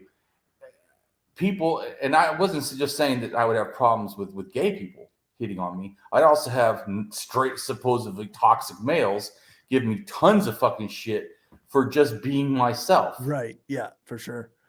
It makes me think of a conversation I had with my partner the other day where she showed me a picture of a woman who's wearing like just basically underwear and a very crop topped shirt. Yeah. And it's being marketed as sexy workout gear. And so we're having this conversation, and her somebody she knew posted this picture, but covered up the sexy bits and made like a judgmental post about why women have to show themselves all the time. And I said, like, if we want to have a real conversation about the way that society influences our beauty standards and the way we portray ourselves to match up with these things, we can have a real discussion about this thing. But when what you're doing is pretending you're having that discussion while instead judging the person that is wearing that thing, then you lose me. Because I'm not about judging individuals. I'm about interpreting systems of power and wondering how to fix those things. I tell you what, man, nudism for me, I haven't been in a long time, but like maybe a couple of years. But man, dude, especially the first time I went there, at first it feels uncomfortable. Then it was the most liberating thing. I've never interacted with people in such a kind of anarchist way. Right. Where everybody, because you can't see anyone's wealth, status. It removes all those markers that are like hardcore. Yeah. And you just they could be homeless, living in a tent, or be rich. Right. You wouldn't know. Everyone fucking looks naked. Yeah. You literally do not know. And people actually start interacting universally very close to the same. And they don't ask a lot of like, do you have this or that? So it stays in this very unique, like non-class. It was, to me, experiencing that was the most wonderful thing. I'm not saying there's not some bullshit, because there is, but of course there's bullshit everywhere. Unbelievable compared to the general society. Unbelievable classlessness, right? In nudism, and just a lack of judgment and like. Oh, totally. Because there's people that look, awesome, and people that don't. Yeah. And everybody, and being intersex and no one even acknowledging it. Right. It was the first time I felt totally like I said, it's pretty great. Yeah. So I can see where like anarcho-naturalism, involved nudism. I could totally see why. Once you experience it, you go, oh, wow. Mm-hmm. This is different. And also, like you said, realize that our standards are fucked. Yeah. They're toxic as all shit. Yeah. Yeah. So, and I know we got to go. So yeah, that's right. Go ahead and tell us about your stuff you're doing. Yeah. It's the Mind of a Skeptical Leftist on YouTube and on podcast apps. Also, you can follow me on Twitter. It's @SkepticalLefty. I'm always trying to put out new stuff. I'm working on some video essays. I want to try explaining anarchism a bit more to non-anarchists. Oh, excuse me. So that's what I'm working on right now. Yeah. And like I said, I'm willing to, be on your show. So absolutely. We'll have to, we'll arrange a time. Hopefully if you got some time this week, we'll get together. Definitely. Look forward to it. I think that you do great stuff. I wish that you had more following. Yeah, it's coming. Right on. All right, everyone. Have a great day.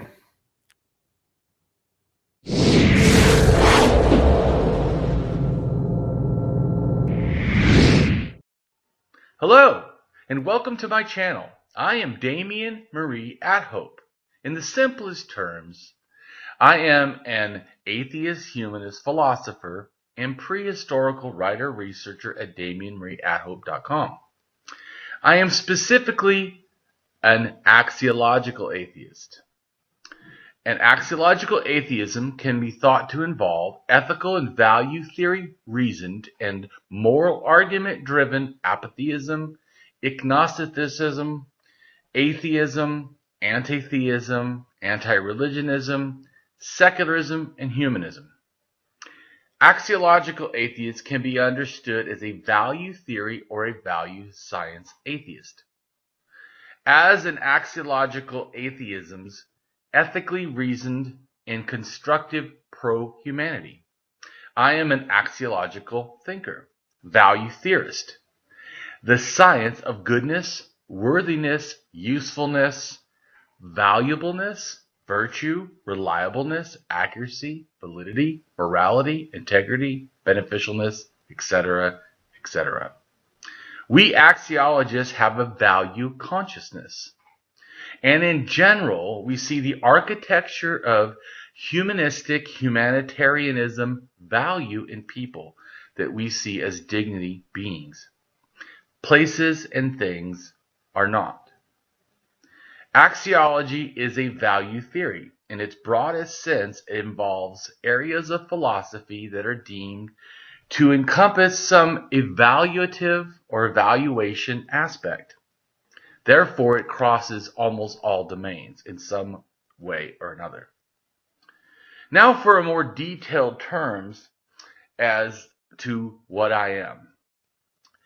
I am an axiological atheist, an anti-theist, an anti-religionist, secularist, humanist, rationalist, writer, artist, poet, philosopher, advocate, activist with schooling in psychology, sociology, as well as I am an autodidact, self-taught in science, archaeology, anthropology, and philosophy. I promote science and am against pseudoscience, pseudohistory, pseudomorality, things that are found in religion.